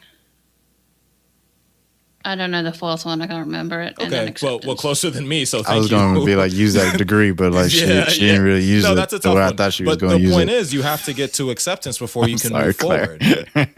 No, dude, don't do that. I know. She just looked at me and I was like, oh shit. I was like, but no, seriously, Logan, I'm serious. Because you really do have to get to acceptance. That's the hardest part. And our society hasn't raised us for acceptance. It's, as you said, we're competing.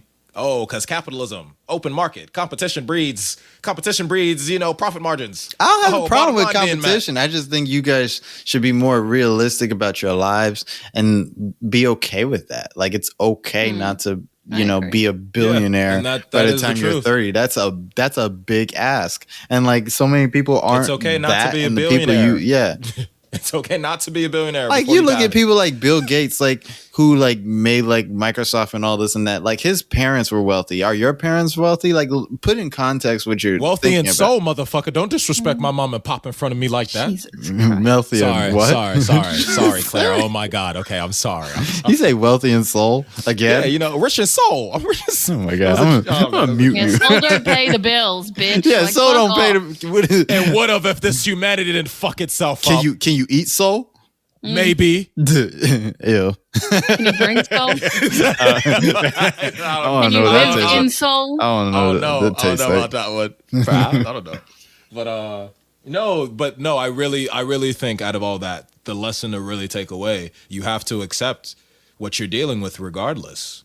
It's not even, to me, it's not even really like optional. I agree with you to that point, to the extreme. It's not even really an option. If you don't accept what you're dealing with, you're going to almost induce certain, you know, mental problems within yourself. Because you're like, oh, this is life I want to live. You can't get there. And now all of a sudden you're looking at yourself as a failure for no reason. It's like you're doing your damn best.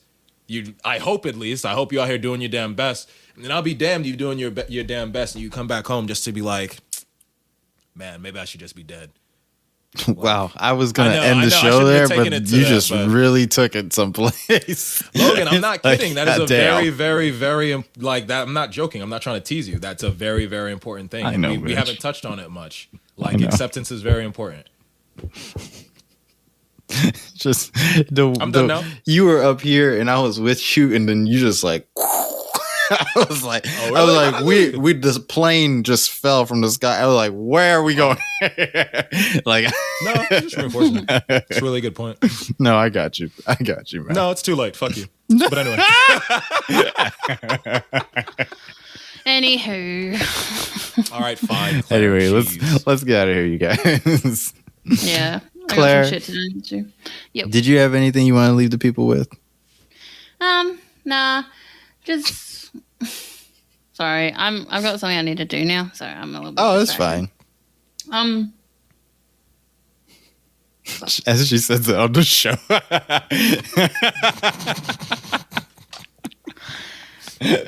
Don't mind me. Just living my best amateur life. You know how it goes.